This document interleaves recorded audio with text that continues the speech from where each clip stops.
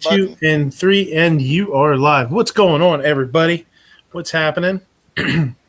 Sorry, I'm running a little late tonight. Had a lot going on today. We're doing some family stuff and got home a little bit late. Foss is saying, "Are we doing this or what?" Yeah, I went live. Then your text came through. I did it just for you, buddy. Oh, mouse. Oh, he retracted it. Angry mouse. I do have to get up early tomorrow. I'm going over to my boss's house and doing some food tomorrow. Doing a couple things off the menu for him, just for fun. Let him try some stuff and actually produce a little bit of food. So I probably won't be going too long tonight. I'm gonna try and keep it short and sweet. And get that all taken care of. I got to put some stuff, finish some stuff up, put some stuff away, get some stuff together tonight for tomorrow, and then go over and do that. So, how you guys doing? What's up, George? What's going on, buddy? Oh, not a whole lot. Just enjoying the peaceful Memorial Day weekend. Yeah, I know, right? It's nice. How's the weather? How's the weather down there? Yesterday we had got a lot of rain, but today it seems like it was kind of good weather. It was. I didn't hear rain. Yesterday I didn't even know it was going to rain. It was just like, and then it say, "Whoa, look at those clouds!" And then, boom, big ass thunderstorm. Yeah, we caught it here the other day. What was it? Wednesday, maybe it was. We had some rain, like crazy rain here. There was a. We even saved a baby bunny. I'll have to tell you guys that story then. He got washed. He must have got washed out of his hole, and we saved his little butt. Wow. So we, yesterday it's been like that though. We had a bunch of rain in one day. I mean, it was torrential, and then ever since, even including today, it's just been a little bit of rain. Then it'll stop, then it'll start, then it'll stop. We had enough of a break today. We went up to camp with some family. My aunts and uncles and stuff, and we had enough of a break that we could I could get the little guy out on the 4-wheeler and hit some trails and stuff a little bit. So and then it started raining on the way home. So we kind of lucked out today. Hopefully tomorrow will be a little bit nicer. We might do a little shooting tomorrow. I don't know. It depends on the weather and how everybody's feeling. So we'll see. Awesome. Yeah, I might take the AR just in case. So we'll see what happens. Sounds like a plan. John, what's going on? Yeah, thanks, buddy. Not much. Yeah. So you got some sick monsters at the house, huh? Yeah, they came down with strep throat, so all the fun joys of being a mom. Yeah. Yeah, that sucks, man. They both have it? Well, my son has it right now. That's not to say that, little miss won't get it, but mom's going through chemo right now. So we're having to quarantine the kids away from her just to save everybody right now. Yeah, keep her safe. Yeah, that's tough on the immune system, man. That just wrecks you. Yeah. It does. You should just keep her in the house and put the kids out in the shed or something. That'll be good. They'll bounce right back.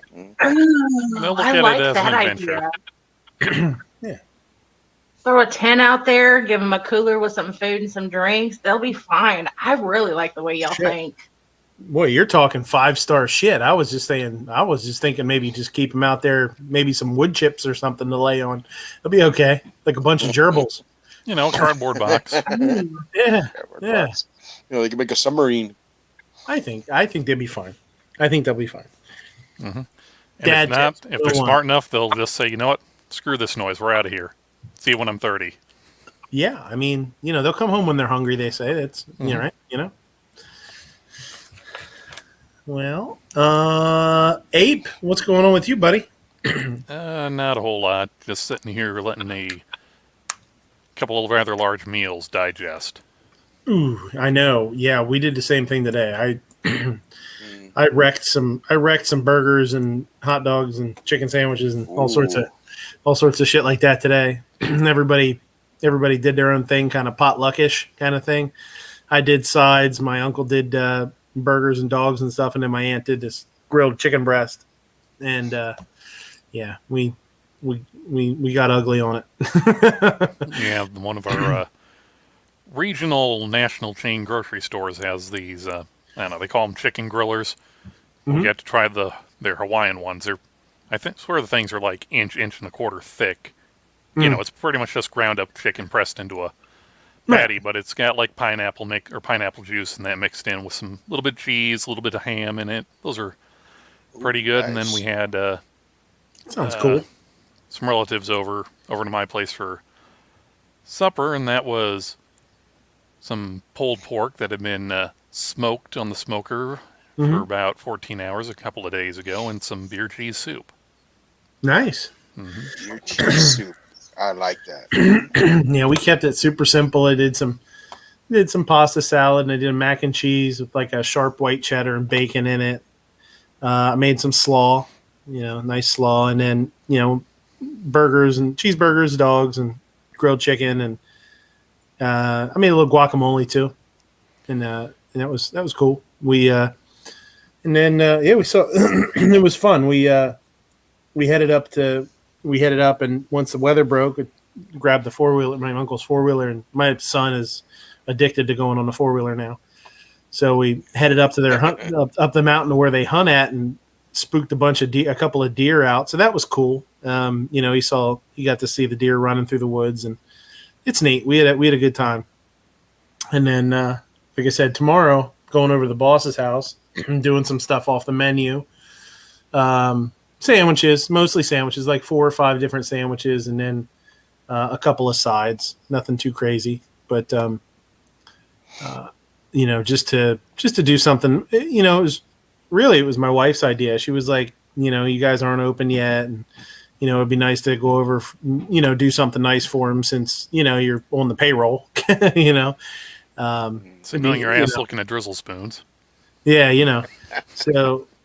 The last 2 weeks have been pretty laid back. There's not a whole lot going on. We're making decisions and doing stuff, but there's not much we can do physical. We've just been picking out silverware and picking out plates and, tables and outdoor and inside seating and all that kind of stuff. I mean, doing stuff. It's not like I'm not doing anything, but, it just doesn't seem like I'm doing anything, compared to the rest of my life, career in kitchens. It seems like, nothing, but, so she had a good idea. She's like, well, why don't you go over for Memorial Day for not doing anything and do some food. So that's cool. So did you guys, do you guys do anything tomorrow? Anybody do anything tomorrow on the actual day, or is everybody do everything on Sundays? So far that I know, I don't have anything planned tomorrow, but if anything pops up, yeah, I'm for it. You got Gunpowder got a bunch of snotty, crappy kids laying around. She's not doing nothing tomorrow, that's for sure. Well, that's how they usually are anyway, snotty and crappy. Yeah, right. So I really don't like taking them out in public because they just act like a bunch of heathens. Yeah. Well, that's why you have Tardot next to them, and anytime they do something bad, you simply go up and smack them upside the head and say, "Sir, control your damn children. They're being an embarrassment to everyone here." I really wish I could do that tomorrow, but he's got to work, so it's just me left with these unruly children. So yeah, we're probably that's just even going to better. hang out. Walk up to a random stranger at Walmart and say, "Ma'am, control your children. Just walk away." Walmart. I wouldn't torture complete strangers like that. yeah. I save that for my family. Just make them suffer with them.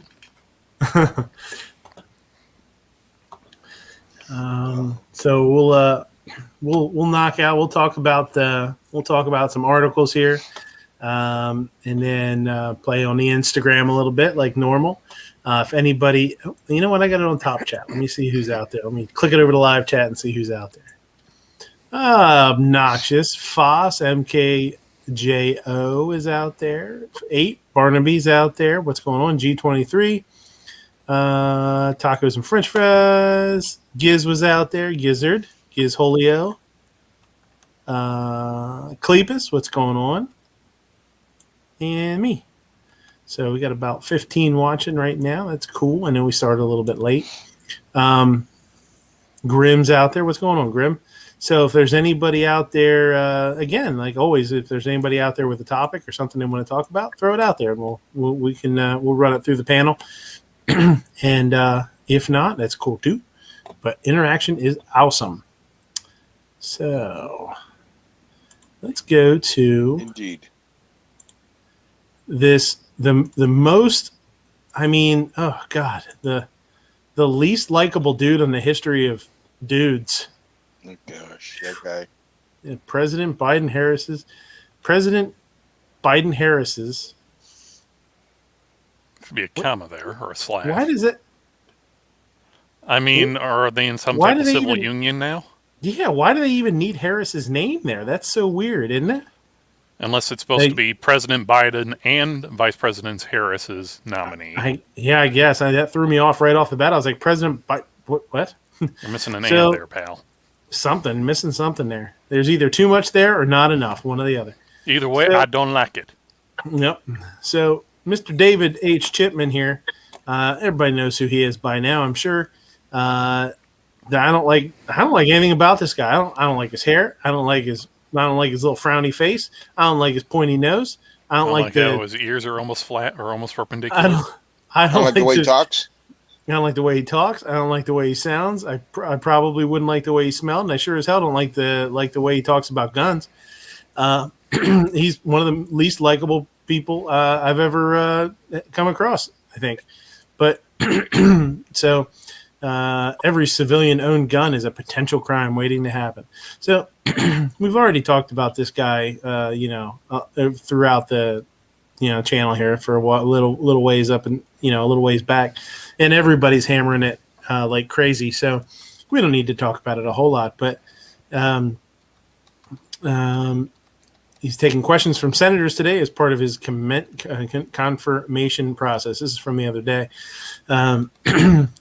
So I think we all saw, and there's a bunch of memes out there like he can't define assault rifle, which it's. Unless you go with the actual definition, it is undefinable. Assault rifle is a select fire, rifle, or select fire firearm, I guess we'll say. So unless you throw that in there, you can't really define it. Grumpy Grampy Joe wants to run the ATF, believes that every firearm in civilian hands is just a crime waiting to happen. That's exactly the mindset you want in a person charged with regulating firearms in a nation where the right to keep and bear arms is enshrined in the Second Amendment, isn't it? So, he says, quote, "There's no way I could define an assault weapon in 30 seconds. Yes, you can. And it's like it's only like 2 sentences. Yeah. I know Senator Kennedy Senator Kennedy is like a crazy old coot. If you've never listened to Senator Kennedy from Louisiana, he's freaking hilarious. He is a crazy old goofy guy. But he was kind of riding him the other day during this, and it was fun to see. Let's see if there's anything interesting towards the bottom of this. Tom Cotton also was one of them too. Yeah. In short, if David Chipman has his way, any semi-automatic rifle more powerful than a Ruger 10/22 that takes a detachable magazine would be outlawed. Thus, the rise of the 17 HMR. 17 HMR, it is your time to shine. Oh, look at that guy. What a nerd. Yeah. What a nerd. Look at this guy. You know what? I bet this guy got picked on in school, something horrible, and now look at him. This is what you do. This is why you shouldn't bully other kids. Kids out there, don't bully other kids, because those bullied kids grow up to be somebody like him. No bueno. No good. Meh. I don't like it. He holds that Waco and flames like very proudly. Yeah, I don't like that. I was listening to something the other day. They were talking about him, they announced him, but introduced him somewhere. And I can't remember who it was. It wasn't Biden or Harris. It was somebody else. Probably one of their press people. And yeah, they actually said the term like they didn't say hero of Waco, but they said that he had something to do with Waco. And it's like, yeah, we know he had something to do with Waco. I don't know that if I were you, I wouldn't be out there telling that, promoting that too much. Yeah. It's not a good thing. Yeah. Every Nerf gun could be turned into 80% or greater receiver under the new ATF rule. It reminds me a couple years back, I had heard a story in the news that a guy had said that airsoft guns can be converted to fire real bullets. Yes. And I was like, what? The barrel is not good. The barrel wouldn't be able to do that. The thing's plastic. It wouldn't even have the internal parts wouldn't be compatible. I mean, God, how stupid can people be? I think what they're saying is, or what they're making the assumption is, if you would take like an airsoft gun and strip it all the way down to like the low, if it was a pistol, let's say, and strip it all the way down to like the grip, and then somehow add real parts to it that you could turn into a gun. And it's like, dude, that is ridiculously harder than just doing whatever to get the gun, like a number of other things to get a gun. Like, nobody's going to do that. Are you crazy? They might do it for fun or something. Yeah, to like say, look, I converted this airsoft gun into a real firearm, But that takes a lot of stuff, man. Yeah. And the plastic is not strong enough to, for the recoil and the powder, the combustion and stuff. Clepa says an airsoft M4 uses the same fire control group as an AR-15. Well, that's what I don't know. I'm not sure. I mean, if that's just a trigger group or something, but that's kind of what I mean. Like if you would have to strip it all the way down to like the base something, because none of the upper parts would be usable. They're all too, fragile. Says a Twitter user who appears well-rounded with 3D printing technology tweeted Saturday about the consequences if every Nerf gun suddenly became an 80% receiver. Twitter user 00meat, sounds like something Moo would use, said while the Biden administration is going after ghost guns and unserialized weapons, there could be a list of consequences if every Nerf gun, foam dart gun, were to suddenly become an 80% receiver, and if the ATF were to suddenly consider 80% receivers a firearm. I'll just let you imagine what the below image is. I mean, think of the children. Does the ATF really want to go after every kid once they have an 80% SBR?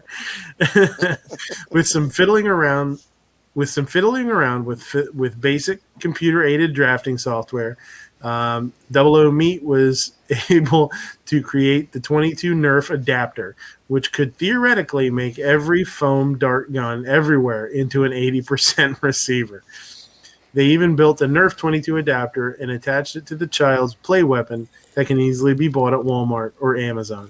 There we go. Every Nerf gun is now an 80% or greater receiver. If you have a kid with a Nerf gun, please let the ATF know you don't want your kid charged with purchasing a firearm while under 21.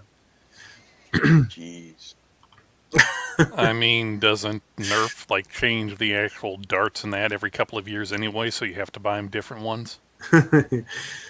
Oh man, it just basically turned it into a single shot 22, like a doohickey. Yeah, it's like one of those inserts you buy to use on flare guns, so you can shoot a 22 long rifle or a 410. They make them. Yeah, they make them for shotguns too, where you have the sleeves, and you can take a 12 gauge and you can shoot 22 out of it or something like that. Like survival guys keep them. I mean, it's only like a 3-inch barrel or like a 2-inch barrel or something, but it's it's better than nothing if you're in a horrible situation. Better than carrying multiple barrels and switching them out. They said a 3D printer, a washer, and a nail. I used a little epoxy to glue the nail in and put the new head on the dart. Also, 2 small screws to attach the barrel. The blowback is definitely going to be a problem, and I don't know if the dart will hit hard enough to set it off. What it appears is the lower receiver of the Nerf gun fires the dart with a modified firing pin at the bullet in the slightly modified barrel. So I personally doubt that dart. Well, I don't know. I don't know if that dart would set off a round or not. I guess it could. I don't know, but I mean, it sure as hell is gonna not stay in the chamber if it would go off. Mm-hmm. Yeah, it's crazy. Clovertax says that isn't true. I have one in my. Oh, he has an insert that's 18 inches. Oh wow, okay. But not all. I've only ever are. Yeah, I've only ever seen the little short ones that you put. You guys put in their backpacks and stuff like that. It's Nerf or nothing. Yeah. Mirror on the wall. Who's the biggest FFL of them all? That's right. It's Walmart, with aisles full of Nerf guns that are readily convertible to firing state. What does that proposed new rule say that FFLs have to do with such devices again? Serialize and record them? That is, that's a big thumb in the eye, isn't it? Of 80%ers. I mean, that's an interesting. If it actually comes to anything, it's fucking Walmart. They're not going to do anything. They're going to go, okay, we're not carrying this anymore. Hasbro, fuck off. Shit, I doubt it. Oh man, the amount of money that they make off of Nerf shit is, I'm sure it's huge. Yeah, but how much of a percentile of it is like their total? How much are they making off groceries? How much are they making off the cheap crap that, I just need to go in and get this one tool, and you walk out with $100 worth of groceries and other bullshit. Yeah. Yep. It's like you never go shopping when you're hungry. Yeah.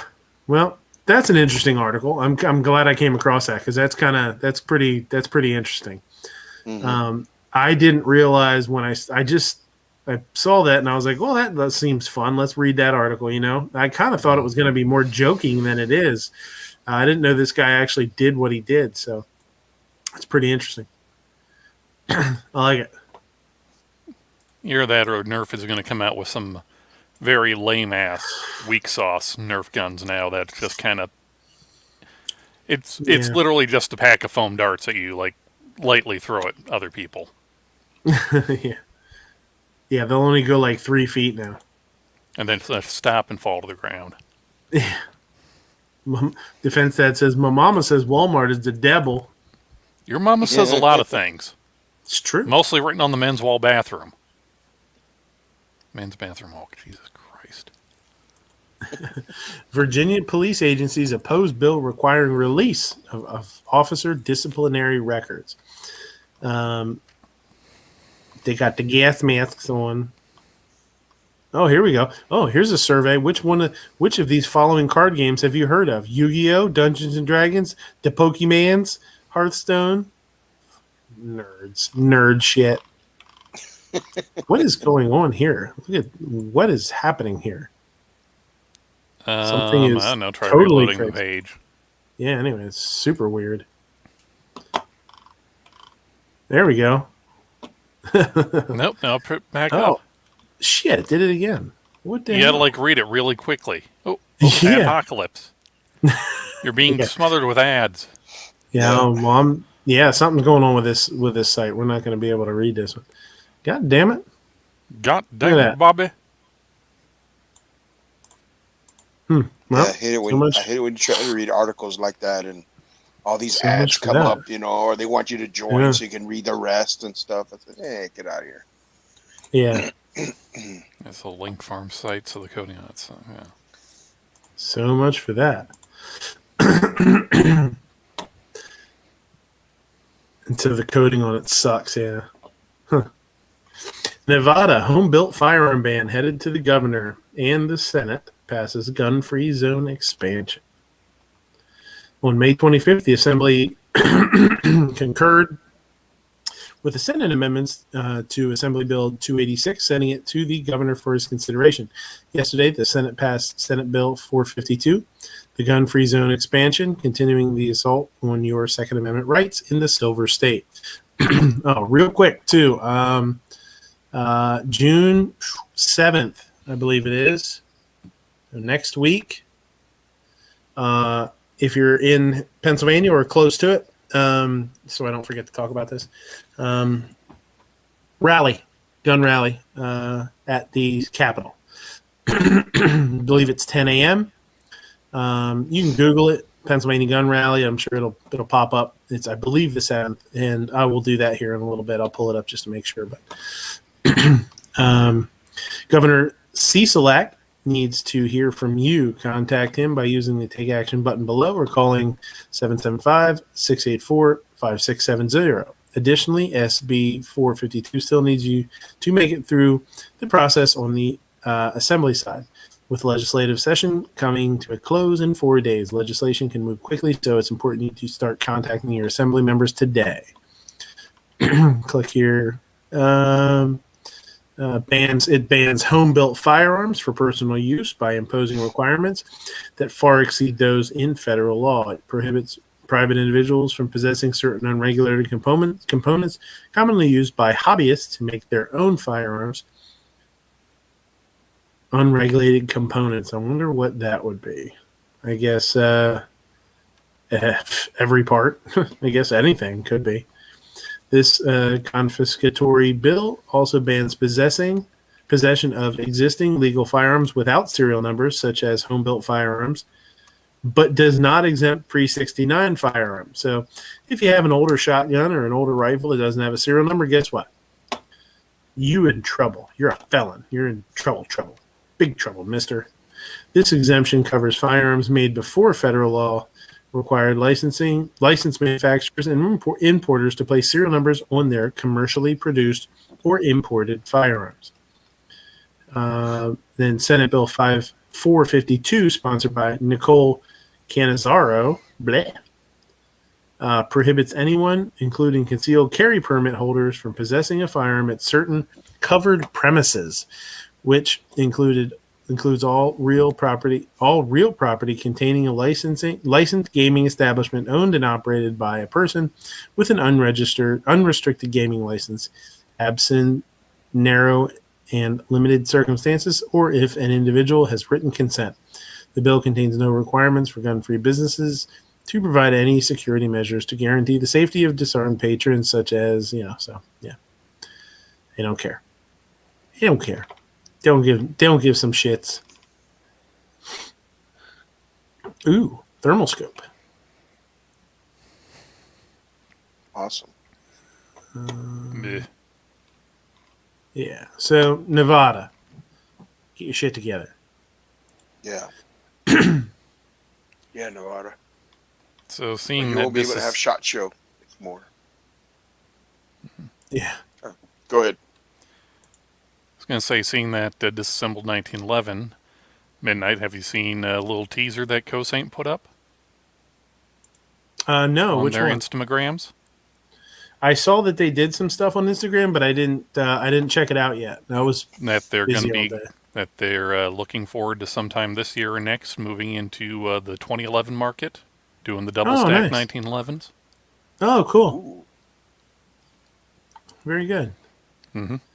Now Well, make one in neat. 40 or 357 sig for me already. Come on, let's go. Yeah, money. right. There you go. Got monies. Inkster man killed hours after police investigated shooting of his girlfriend at the same house. Bernice The King hell's killed an Inkster? hours.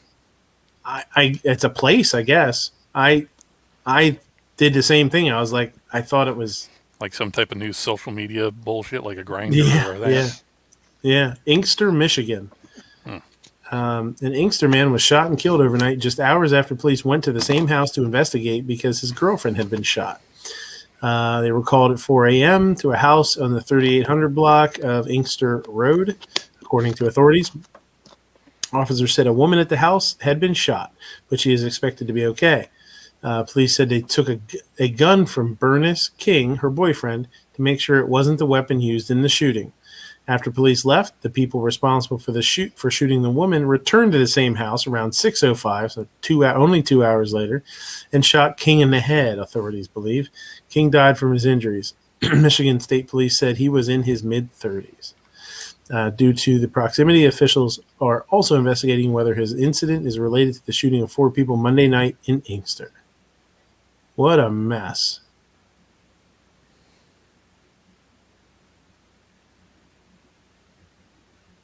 Oh, that's fucked up. Yeah, so the begs question was, or if they shot him in the head, was he the original target and just they drove by and it was like, oh, yeah, we didn't get him, we need to actually... Yeah. Probably. I think. So, here's the thing, too. Like, it's kind of weird because if they actually thought it says they took his gun to make sure it wasn't the weapon used in the shooting. Like if they would have actually thought that, why? I don't think that they would take him in too. You know what I mean? To clear him of it, or until they figured it out. That's weird. I guess you can't arrest him without probable cause, but yeah, that article is very weird. Yeah, that's an odd one. What they did, what the cops did, I mean, yeah, they took the gun to make sure it wasn't the gun in the crime used against him, but they left him at the house. Like, it just seems weird to me that they wouldn't take him in too, just in case if they actually thought any that. Kind of stuff. Yeah, any kind of stuff. Yeah. That way, they have them both, and if they clear it, well, then they clear them, But to go back and then have a shootout and shoot him in the head. Yeah. Well, I tripped and my gun went off. I'm assuming he didn't have a gun the way it sounds. I mean, yeah. Unless, he should always have more than one gun. And that's a good reason to have multiple types of guns. Because if she was shot with a handgun or something, okay, take my handgun, you still got your shotgun. See? Yep. Let's be honest here. If the police are taking things for one, they're going to be taking whatever they can get their grubby little hands on. Doesn't matter. That's probably true. Yeah, that's true. Armed resident shoots 2 of 5 alleged home intruders. An armed resident in Smithfield Township, Pennsylvania, shot 2 of 5 alleged home intruders. They were alleged. He allegedly shot him. He shot him allegedly in their house, killing one and wounding the other. Ooh, look at those shirts. You need one of those shirts. No. We'll do this and then we'll talk. Fox 56 reports that attempted intrusion attempt and here's some good writing. Fox 56 reports the attempted intrusion attempt took place Monday at 5:45 p.m. but was foiled when 26-year-old Taheem Downs fought his attackers and used a gun during the confrontation. One of the suspects, 23-year-old New Jersey man, was shot and killed, while another 23-year-old from Scranton was seriously injured. That was probably Corn Pop's grandson. 23-year-old from Scranton. Makes sense. Probably Corn Pop. His grandson, Popcorn. CBS Pittsburgh notes that the armed resident had a minor injury and did not require medical treatment. So that's good. Was able to defend himself in his home. So, we got Memorial Day coming up tomorrow. And like I said, we went up to camp with some family, and we had a good time. I got to talking to my uncle a little bit. And he has the tapes, they were tapes, but now they're DVD or CDs or whatever. They burned them on the CDs. They have, he's going to get them to me. He has the DVDs of my cousin sort of interviewing my grandfather. I don't know if you guys remember, I've said that my cousin talked to my grandfather one time and did some recordings with him. His grandson, Corn Cob, yeah. Ghost says, you still have a channel? I thought they shut this thing down. I'm working on it. So he's going to get me those, which is really, really cool. It'll be really cool to be able to hear his voice and hear some of the stories. He said there's all sorts of stuff. He said there's like 4 CDs, and each one of them has about 45 minutes worth of, conversation on them. Anything from, they talked about him as a kid to when he was in the Marines, when he was overseas, and then, afterwards, and, just all sorts of stuff. And so that's really cool. I'm looking forward to that. I'm a little apprehensive, because apparently, he does talk about some stuff when he was, in the Pacific, and which I'd never heard him talk about, really. I mean, anything bad. I'd heard some stories and stuff like that were nothing too hard, too rough. So I'm looking forward to that. That's cool. Ghost. And what's kind of neat is, so we went up to camp and had this family day. We saw, I was on a 4-wheeler and saw some deer and saw a couple deer on the way out and all this stuff. And we're coming home, and we're in the middle we're on this road, and it's, it's not a highway or anything. But it's a real straight shot road, and it's all fields around it. And I looked over, and there's a freaking bald eagle flying beside us.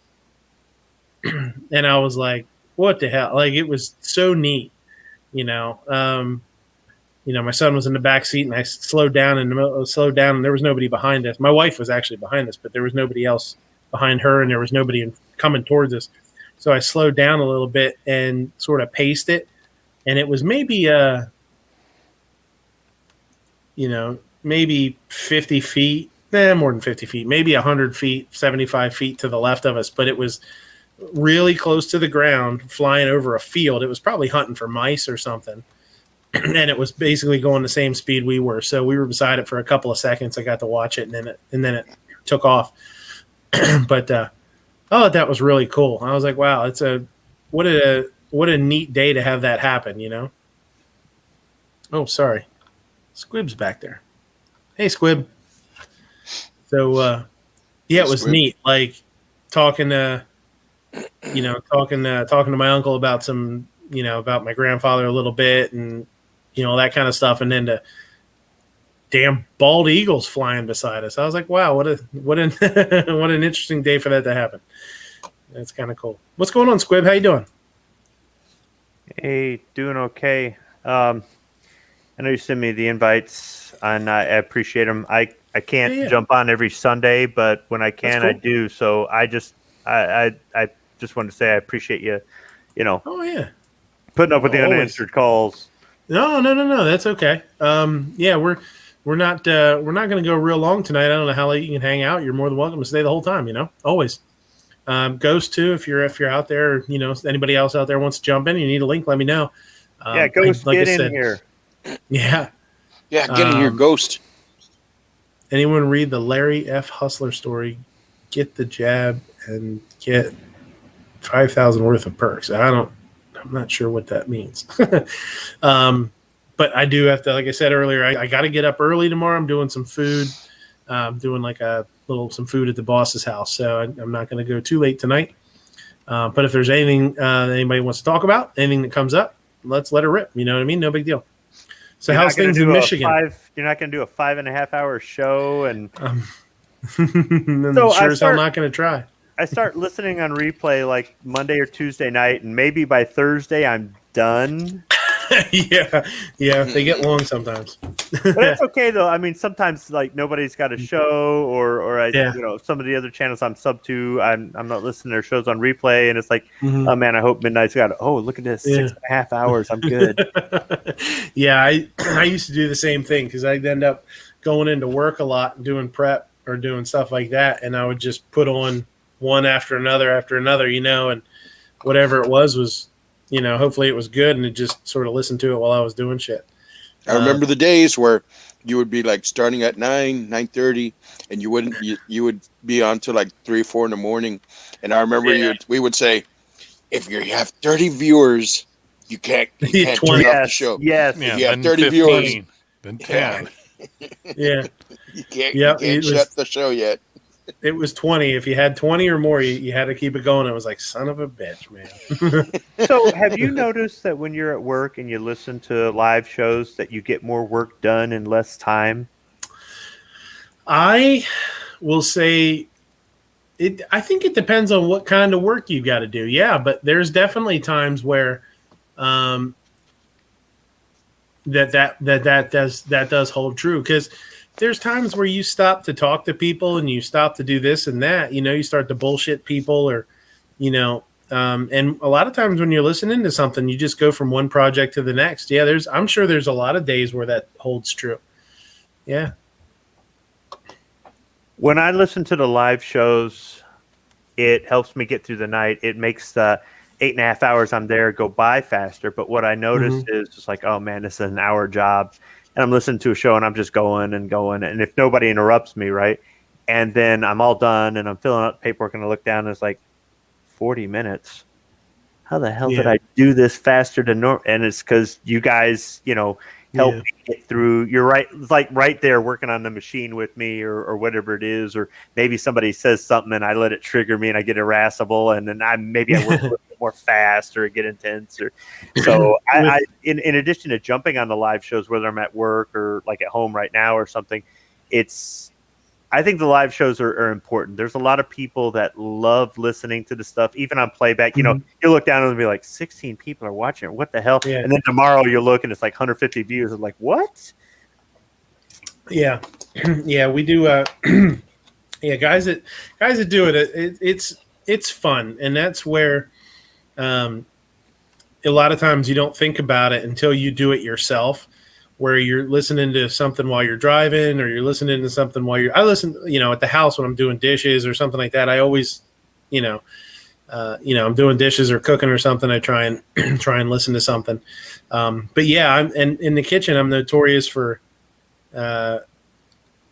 liking to just not talk to people when I'm in the middle of something. Like if I've got a party or something I'm doing prep for, and I'm really trying to keep, I'm trying to keep myself moving. Having something to listen to, having a headphone in my ear or something, really keeps me from the distractions. It just kind of keeps me on task, and it's pretty cool. Yeah, it can really help you out a lot. Sometimes after a show, I'll be off air with one or more people, and I'll try to explain in a little bit more detail how the factory works or what I'm doing. Why I didn't unmute that one time because my hands were covered in grease and I'm on a ladder or something like that. Right.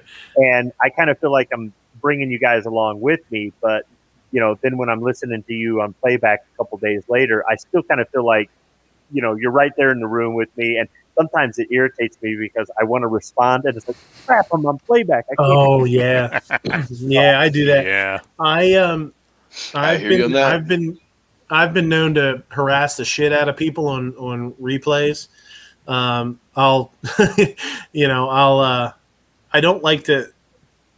don't like to consolidate my statements. I'll just comment as we go, or as the show goes, and sometimes I'll have 5 or 6 comments underneath a video or something like that. And it is when you do live shows, or you frequent live shows while they're live, and then you watch one in replay and they talk about something, or maybe somebody says something wrong. Somebody, especially if somebody has, misspeaks or says something that's not true. Oh, it drives you nuts. It drives you crazy that you can't be like, hey, what the hell are you talking about? It makes you crazy. You want to give the right answer, and you're like, oh, darn it, it's replay. Yeah. I can't. Okay, so I'm not the only one. Oh no, I think no, we're all pretty crazy here. Yeah, I think we're all crazy. For sure. We all like yelling at the television. Yeah, I think if people only watch replays, and there are a lot of people that never catch live shows. Obviously, like you said, there's 22 people, but this will probably get 150 views or something. There's a lot of people that don't watch them live. But if you normally do, and then you watch them on replay and you have something to say, you get pissed off for sure. It's funny. Okay, so for anybody listening on replay, I'm right there with you at work. Your boss is an idiot. Your company doesn't understand or appreciate you. You don't appreciate you're working way too hard. It's way too loud. It's too hot. It's too cold. Yeah. The person on the shift before you is lazy. The person on the shift after you won't leave you alone. And all you want to do is go home and have a drink. I'm with you. I'm right there with you. As a matter of fact, I'm going to have a drink for you right now. There you just go. Feel it. Just feel it right there. Okay, we're with you. He's drinking melon liqueur straight out the bottle. He's really no kidding. He's getting crazy tonight. So you know what? Since okay, you have left some comments on some of my cocktail videos that I think have been helpful because you're in the industry. You know, you have a restaurant, it's got a bar. You know, you understand the whole. Maybe more from an industrial standpoint, but dude, I have gotten so much hate on my comparison between Luxardo's and store brand maraschinos. I have gotten so much hate, and I'm like, somebody has enough free time in their life that they can actually write 4 paragraphs of fuck you, fuck you, fuck you over cherries. What is the problem? What am I? You and your cherries can get bent, man. Yeah. What is that? I don't get. I mean, it's like, dude, I'm not having a political thing here. It's like these are cherries. Do people get that? Some people really love their cherries. Some people really love their Diet Beef Soda Zero. Some people really love their particular bourbons. It's just people take some shit way too seriously. Or that's all they have left in their life. They're just sad and depressed people. That's all I've got. This is what's getting me through the shift that the last person fucked up completely and that the person after me is going to say I didn't leave them enough parts or for. Is thinking about the maraschino cherries in the fridge. Mm-hmm. Yeah. Well, I think some people, and well, this is, I would imagine that some bartenders are like this too, but some cooks get really bent if you don't appreciate things as much as they do. Like it drives them fucking crazy. And it's something that, it's something in your brain, some people's brain, where they just, if you don't appreciate something, they can't wrap their head around why you don't give a shit about what they give a shit about. And sometimes it manifests itself in frustration and anger, I think, you know? But they're damn cocktail cherries, dude. Right. Yeah. And I mean, have you been in a shape over the taste in the food that you make or how much effort it takes you to make the dish? Well, that's along the same lines too. Is there's, like I've said this before, when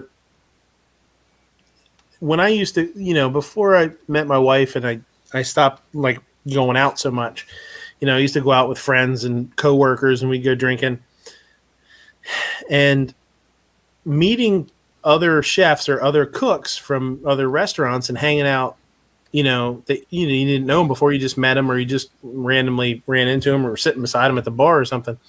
That can be the most fun experience as a cook or the most annoying and makes you want to pull your hair out and slam your face into the bar and get the hell out of there kind of experience. Because you just never know what you're going to get, man. Life is like there's a bunch of Forrest Gumps out there running around. And, some people just want to tell you how awesome they are and how they do everything their way and how their way is so amazing. And then I've just never been like that. You know, I like to talk shop for sure.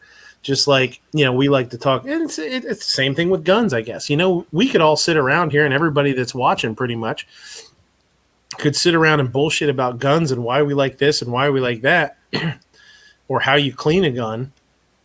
You know, even or something like that. And some people just get so, like, they're so caught up in it that if you use CLP and I use Hoppies and a separate lubricant, they're like, that's so fucking stupid. Why would you do that? And they get all wound up about it. And I'm just like, yo, calm down. Like, hey, let's take it easy. You know? I had that this week. Yeah, What did he? happened? Oh, roll call had a show, and he was talking about. That's all you got to You say had a question? right there. Roll That's all call. you got to say right there. Yeah, but it wasn't a roll call. It was Night Strike. Oh. Oh okay. shit! Strike Oh, push buttons. So Yeah. yeah, he could be George Jetson. I pushing did buttons. see that. I You was saw it? You watching saw that. it? I was watching that for a little while, and then something happened. I went to bed or something. I don't remember what happened, or I started doing something. Yeah, I do remember. It's I because remember him. roll call had asked the question: How Yeah. many mags would you? How many mags would you have for rifle? Oh, I think I know where Right? you're going. And Yeah. I told him, minimum of 10 per rifle, but to carry, Mhm. it's between 7 to 10. Yes. Now, as I was telling him this isn't written in stone because maybe you can't carry that much. Maybe you Right. can carry more. But Night Strike just went on his blood sugar went up or something. You know, and he's like, I'm calling you. I've seen you. I know how you look. And I'm like, whoa. What are you talking about, dude? And we've seen how you've looked, Mr. Mike, there. So let's just Well, take But it down a it- notch. now, here's the thing, though. At the end of the day, though, we can trash talk each other, or we can have disagreements, or whatever. But we'll all still, get together at a rally or whatever, Yeah. and jump on shows and stuff. No, there's nothing wrong with what you're saying, because I know where you're going, and I kind of agree. But there be some other people out there who disagree. But Yeah. the thing is, though, at the end of the day, most of us, probably 95% of us, even though we can just vent or whatever you want to call it, we're still friends. So anybody out there in we're the still audience friends, listening on replay, this is Yeah. not what you think. Yeah.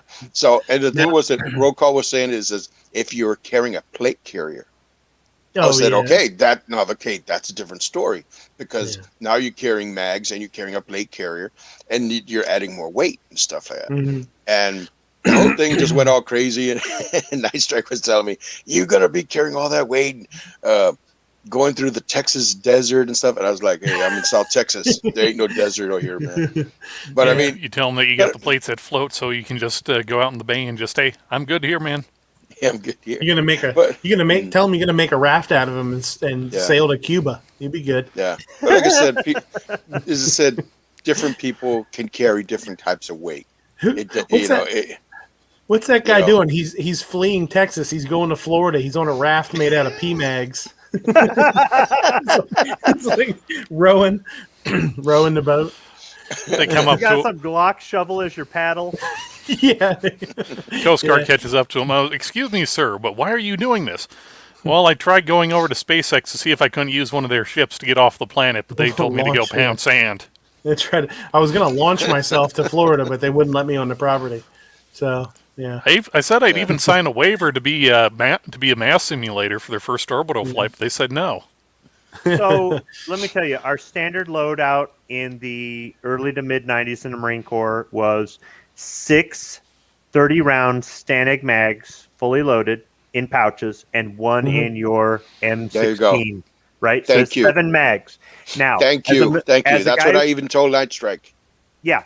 All right. It doesn't weigh if you spread it out. Now, Rokal was talking about having them all on your plate carrier vest. Yeah. Okay. Yeah. I've never worn some gay load-bearing vest, and I don't believe in body armor. Don't get me wrong. There's a time and a place for it. If you're a SWAT team doing a tactical entry, body armor is great.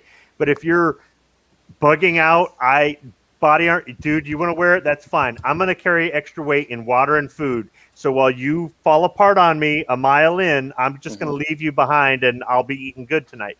But that's my experience in the military. All right. But as somebody who humped a machine gun, I was told only carry 100 rounds, and I would carry 300 to 400 rounds. I even got in trouble for carrying too much weight, and I'm screw you. The other guys in my fire team or in my squad or in the platoon were expected to carry extra ammo, and when I ran out, they're supposed to run over to me under fire and bring me extra ammo. That's why I carried 300 to 400 rounds, is because I didn't count on them being, they're like, yeah, I guess you're out of ammo, dude, because I ain't running over there, right? And that's something that the whole ounces equal pounds, pounds equal pain is a bunch of bullshit. Here's the thing. If you carry too much weight in something that you're not going to use, It's impractical. If you carry too much mass in something that's going to restrict your movement, it's impractical. Okay, you have to find out what's right for your body shape and for your condition, for what you're doing. Are you breaking into a building and trying to get the bad guys out, or are you trying to cover 25 miles a day? Right? It's a different thing for different. Are you expected to engage the enemy, or are you just carrying this in case you engage in it? There's two different things. People think SEALs are heavily armed because they're equivalent to an entire platoon of infantry, but they're actually not. If they fire a shot, they consider that mission a failure. They're supposed to get in and get out and never be seen. But if they are seen, they need enough firepower to get away, to get to where they can get an extraction. People don't understand that because they haven't trained with SEALs or anything like that. They see the movies, and that's not the reality of it. And the thing is, people are talking about bugging out. The reality is, where the hell are you going to bug out to?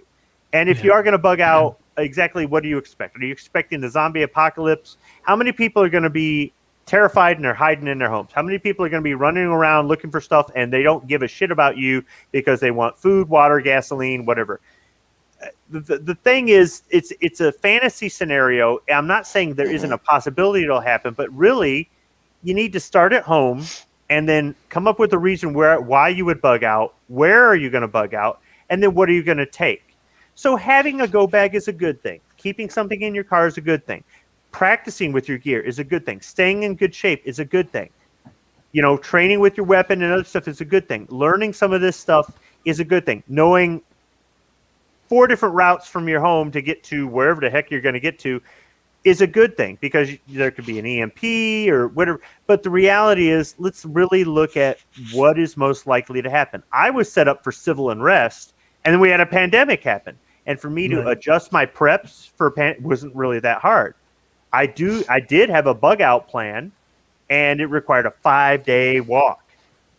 I guarantee you, a plate carrier is not on the grocery list on a 5-day walk. And what happens if it's in winter? That plate carrier might be a tad bit warmer, not a lot, but a tad bit warmer, but that's not going to help.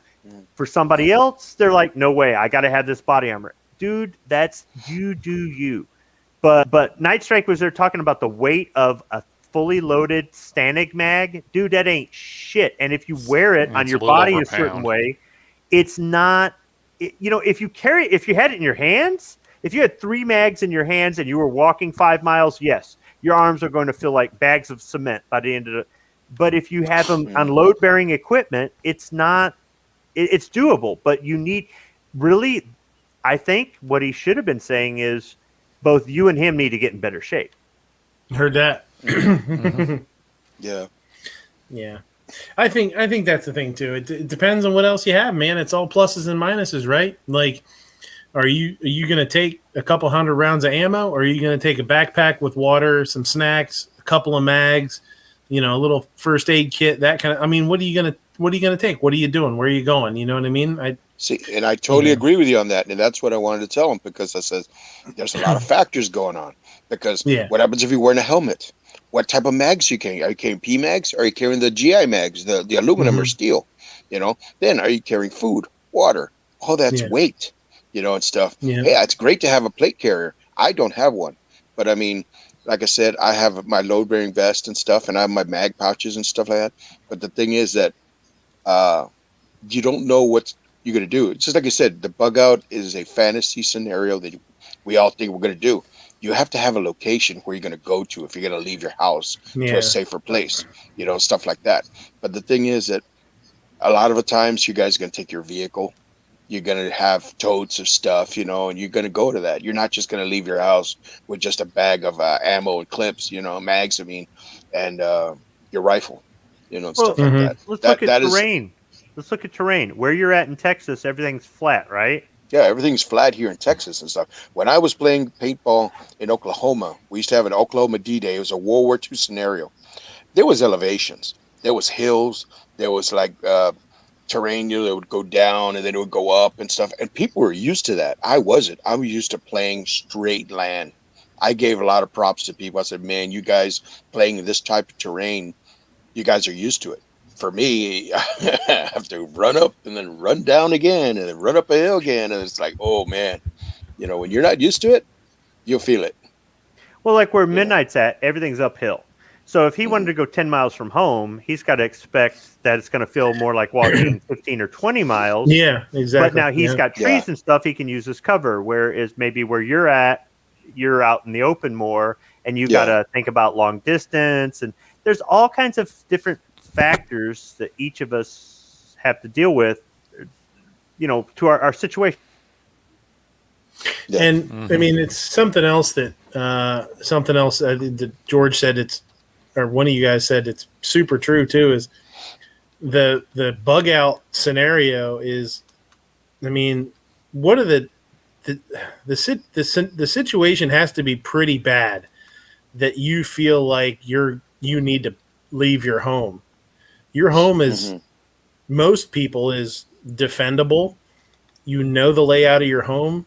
You've got everything there that you need, more so than you can carry. I mean, you're more bugging in than bugging out. That's for sure. I mean, it has to be something really wild for you for somebody to feel like they need to leave their home.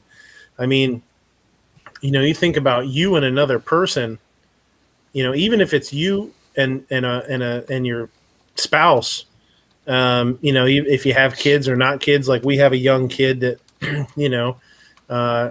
isn't of age that we'll consider he's not of fighting age, we'll say, if something would happen. But, even two adults can defend a home pretty effectively.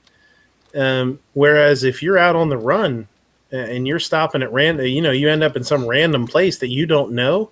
Holy shit! Like, then where are you? You're in foreign territory now. Yeah, you're gonna be facing dangers that you didn't expect. You think, oh, I got some help here because it's a guy. No, he doesn't want me around his place, so you got to keep going. Yeah, screw that, man.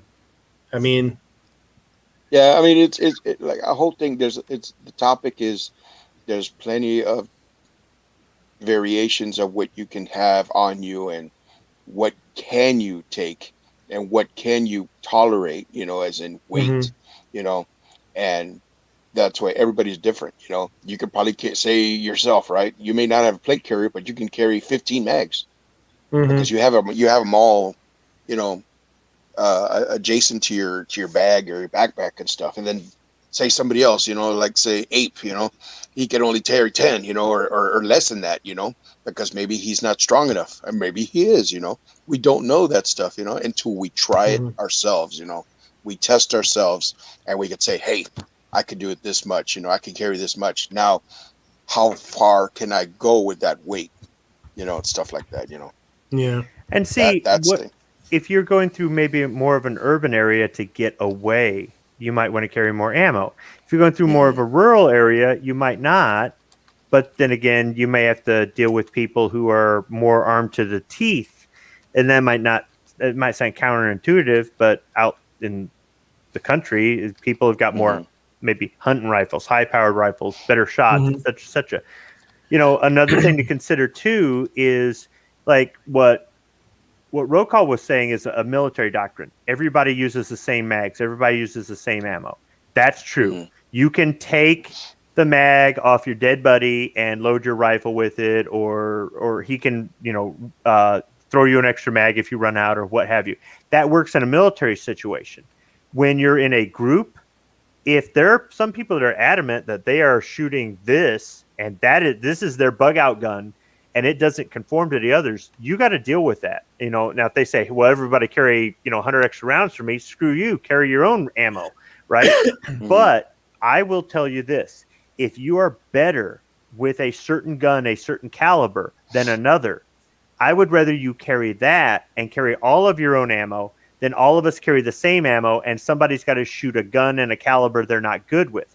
Now that sounds counterintuitive. Well, if you're looking at a large-scale military force, it is. If you're looking at your family, you, your wife, your kids, and you're bugging out to some other location on foot, I'd rather my kids and my wife carry guns that they're more comfortable with and that they're more accurate with than all of us have the same mags and same ammo. In a military organization, no. I think that it's carrying something that you're comfortable with the manual of arms in is more important than being able to share mags with somebody. I think because you want as much muscle memory to kick in as possible. You don't want to have to think about like, oh, how do I take this safety off, or how do I chamber around in this? You know, if my wife is more capable or more comfortable with the manual of arms of her SIG 938 than she is with, you know, whatever my 9mm, which she wouldn't be because the manual of arms are basically the same. But let's just say you had something way different. Let's say you had like a Beretta, where the safety goes a big up. bore revolver or something. Yeah, or like a Beretta or something, or a fire or a pistol where the safety flips up. I've only ever owned pistols where you flip the safety down to take the safety off. So if I had a gun if I had to choose between that or a gun that you flip the safety up, I wouldn't want that one because, like, in the middle of whatever the hell might be going on, I'm going to flip that safety down, I guarantee it, and I'm going to put it on safe. You know what I mean? So I would want that the same with somebody that's with me. Like, what are you most comfortable with? Oh, you're most comfortable with a revolver, a 38? Good, then here's your 38. Like, that's what I want you to have. Unless you're a real, unless you're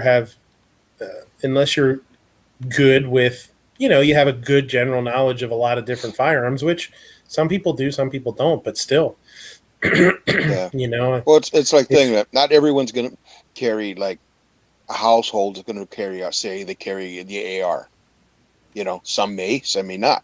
Some may have an AK and another person has an AR, you know, or maybe they have a Mini 14 or something, you know, and that's where you have to know how much ammo you have to carry, because unless the whole group's carrying the same type of rifle, and you know, people could share mags and ammo, you know. But if you're carrying an AK and your wife's carrying an AR, then you guys are like, we have to carry our own ammo, you know.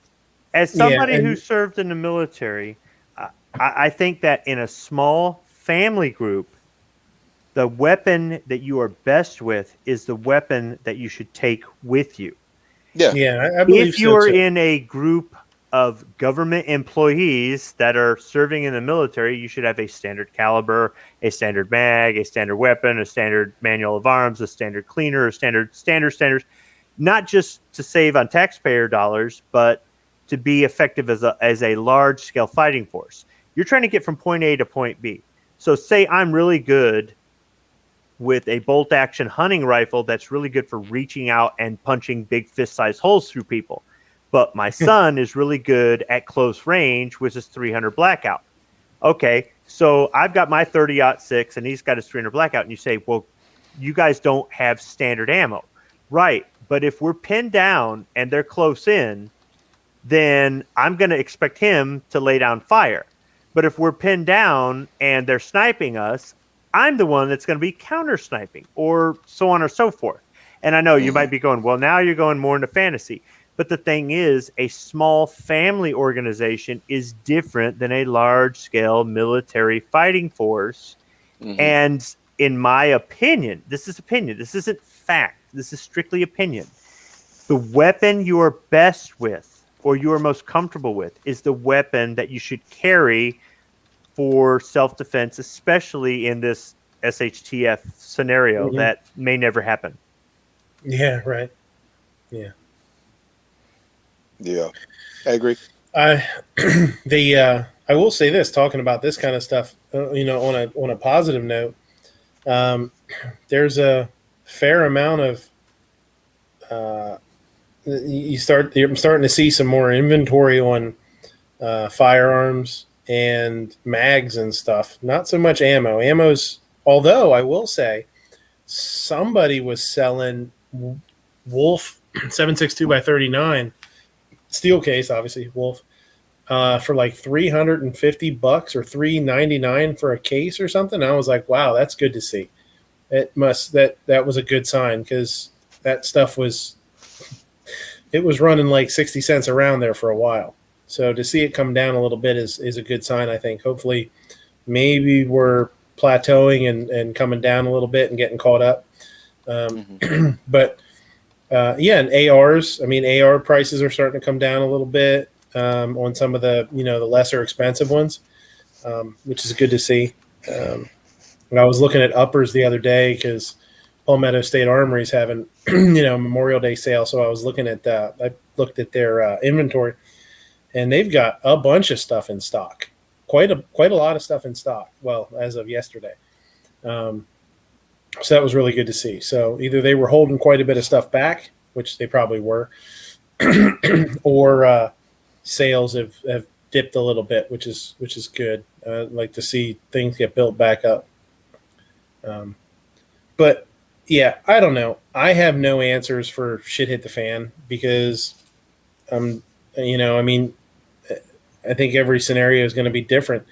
I think people that think they're going to throw a duffel bag in the back of their truck and take off and fight their way through the wilderness and fight their way through the zombies.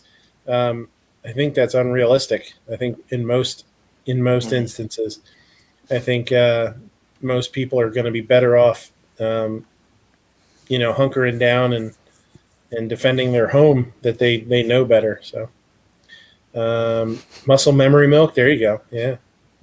Moo's out there. Yeah. Moo doesn't come in here. I guess he's going to stay out there. Mm-hmm.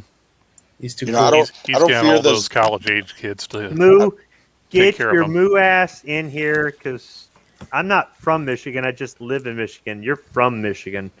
So in this shit hit the fan situation, I don't fear the zombie apocalypse. I feel the Democrat apocalypse. Well, That's following my way through those Democrats. That would be far more difficult to deal with than the zombie horde. I feel like we could, we could hold fast with a bunch of zombies. As long we've all watched enough zombie documentaries to know what to do and what not to do. But politically, those sons of bitches are shifty. They're tricky. Yeah. I would think that, well, at least where I'm at, the biggest threat would probably be civil unrest, followed by a failure in the infrastructure. I mean, the things that protect us, the fire department, the police department, right, and utilities, right? The grid goes down, the cell phones, whatever the heck it is, right? And then after that, it would be something crazy like an EMP or solar flare, some crap like that. Nuclear war, Yellowstone going off, we're all dead. Okay, an asteroid hitting the planet, we're all dead. Okay, if you can bend over and kiss your ass goodbye, you've got your preps. But there's other stuff that's got to be plausible. And you might go, well, what about a pandemic again, dude? After this last, and I put air quotes around it, pandemic. I mean, it's going to have to be pretty bad. The thing is, if you can defend your home where you're at, you're in a good spot. And I don't mean defend your home against the zombie horde for 2 years. I mean, defend your home against, a SWAT team sized opponent for 1 or 2 days. Yeah. Above and beyond that, how much food do you have? How much water do you have? How much knowledge do you have? Can you do first aid? Can you do advanced first aid? Do you have the ability to grow food, purify water? Some of the people who live out in the country are at an advantage because they can have, livestock and gardens and other stuff like that. But then they're at a disadvantage because they're far away from jobs and Sam's Club and other crap where they can build up other types of preps, because money is a prep and other things like that are preps. But at a certain point, somebody can say fiat currency is going to crash, so you better put everything in crypto. And somebody will say crypto is going to crash, so you better put. There's no one perfect formula. You've got to make your best guess based off your life experience and what you do, where you live, how you live, right? Oh, yeah, for sure. I mean, like Midnight, you have one kid that is young. Whereas I used to have 2 kids, but one of them moved out. Yay! One of them moved out, so now I'm down to 1. But he's older. But when I had 2 kids in the house, they were both older, and they're both good shots, right? So I'm like, I got 2 kids that can stay up all night and guard the house while I get some sleep. And if something happens, they'll put it down. But my worry is that they lack the experience to know good guy from bad guy, and they might put down the wrong thing, right? Or they might start shooting at nothing. Whereas I'm more experienced, so I know when to pull the trigger. I just can't stay awake as long. I can't stay awake 24 hours anymore like when I was 20 and stuff. You've got a scared kid in the house. How do you keep him calm? And there's only 2 of you. Mm-hmm. How do you take turns sharing shifts? And right. If you bug in. Now, if you bug out, now you're looking at how far can they walk, and everything is uphill, and where are we going to go? And there's just a lot to look at. That's true.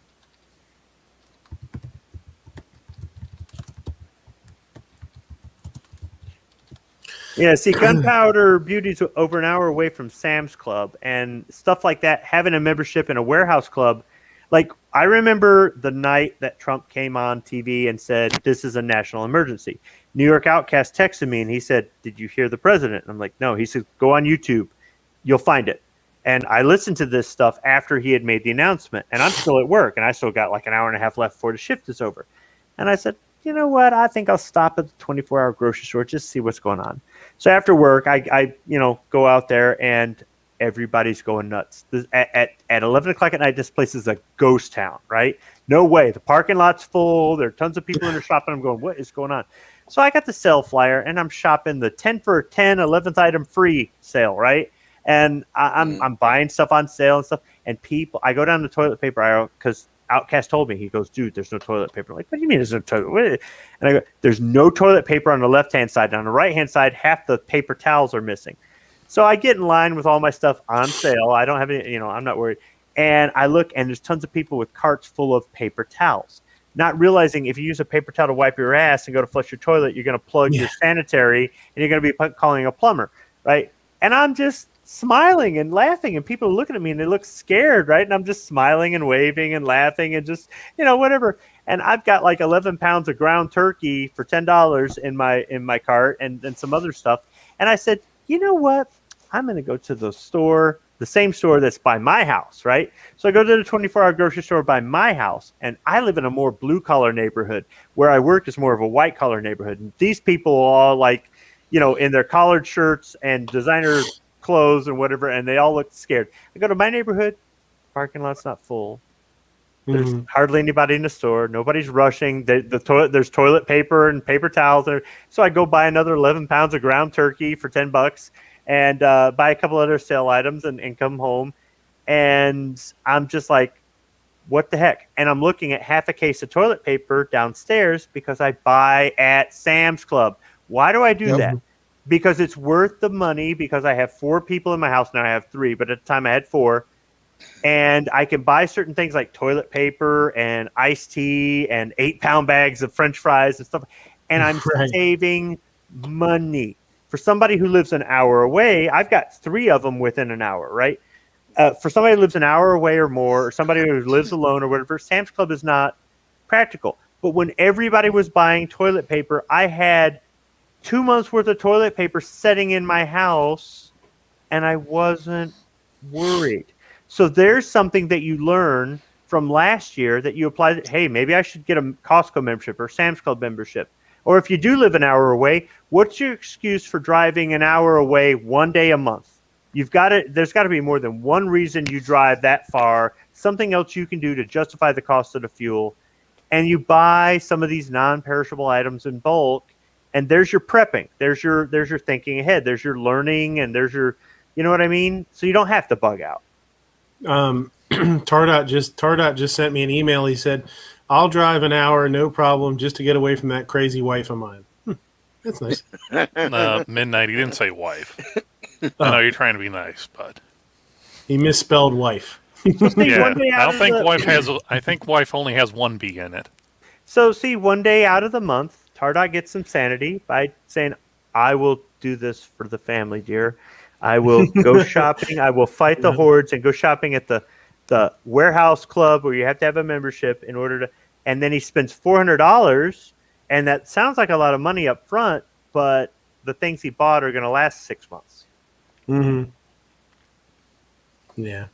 Yeah, I know many years ago for me, one time for us at hurricane season here in South Texas, it's been quiet the last couple years, at least in my part, except for last year. We did have a tropical storm, but it was much higher than in elevation than hitting my area.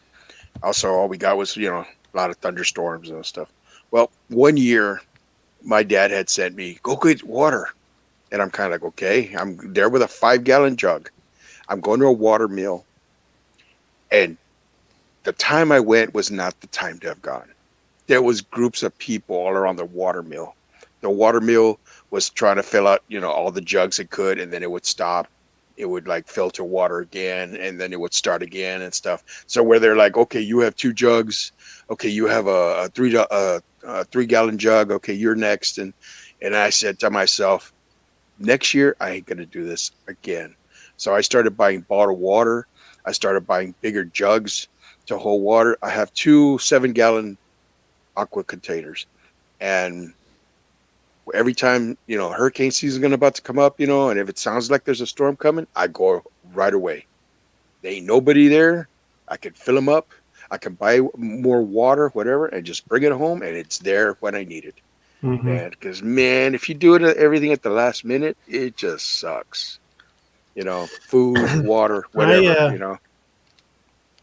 Yeah, I gotta stock up on some water and stuff again. I've just been trying to run through some of it, but water bottles, like individual water bottles, like these little guys, hold up great in storage. Yeah. The gallon jugs, I had a lot of problem with gallon jugs because water was really low. I bought a bunch of gallon jugs just, in case, whatever, if you're going to cook or something, using the small bottles is a pain in the ass if something would happen and we'd have to cook. But I had a lot of the bottles break, leak. So, because they what seems to happen is after they sit for a long period of time, they start to settle a little bit, and the bottoms fold up, and they actually will crack right along the bottoms. I've got one in the garage right now. I was coming out of the garage yesterday, and I saw a little bit of water, a little wet spot, a little stream of water. And I know I didn't even look and see which one it was, but I know what it is. I know it's the bottom of a gallon jug of water. So, so if you're gonna store water for a long period of time, those larger jugs don't seem to do all that great. They're made so inexpensively. Yeah, there's some of the plastic bottles that the plastic is very thin. Yeah, and when you hit when you get the bottle, you hit those corners. Yeah, and when you get the bottle, you can squeeze it, and you're kind of like, look how flimsy the plastic is and stuff. Mm-hmm. You got to get the kind that are actually well made, like Dasani. I get Dasani water, and Dasani, the bottles are pretty good. Not saying that they don't lean a little to the left or whatever and stuff like that, but I mean they're pretty sturdy plastic. Some of them that I've gotten in the past were like, man, this thing is gonna break. Yeah, they I had the same thing happen with one of those 3-gallon ones where it has the little spout on it too. They just don't. The bigger containers just don't hold up well.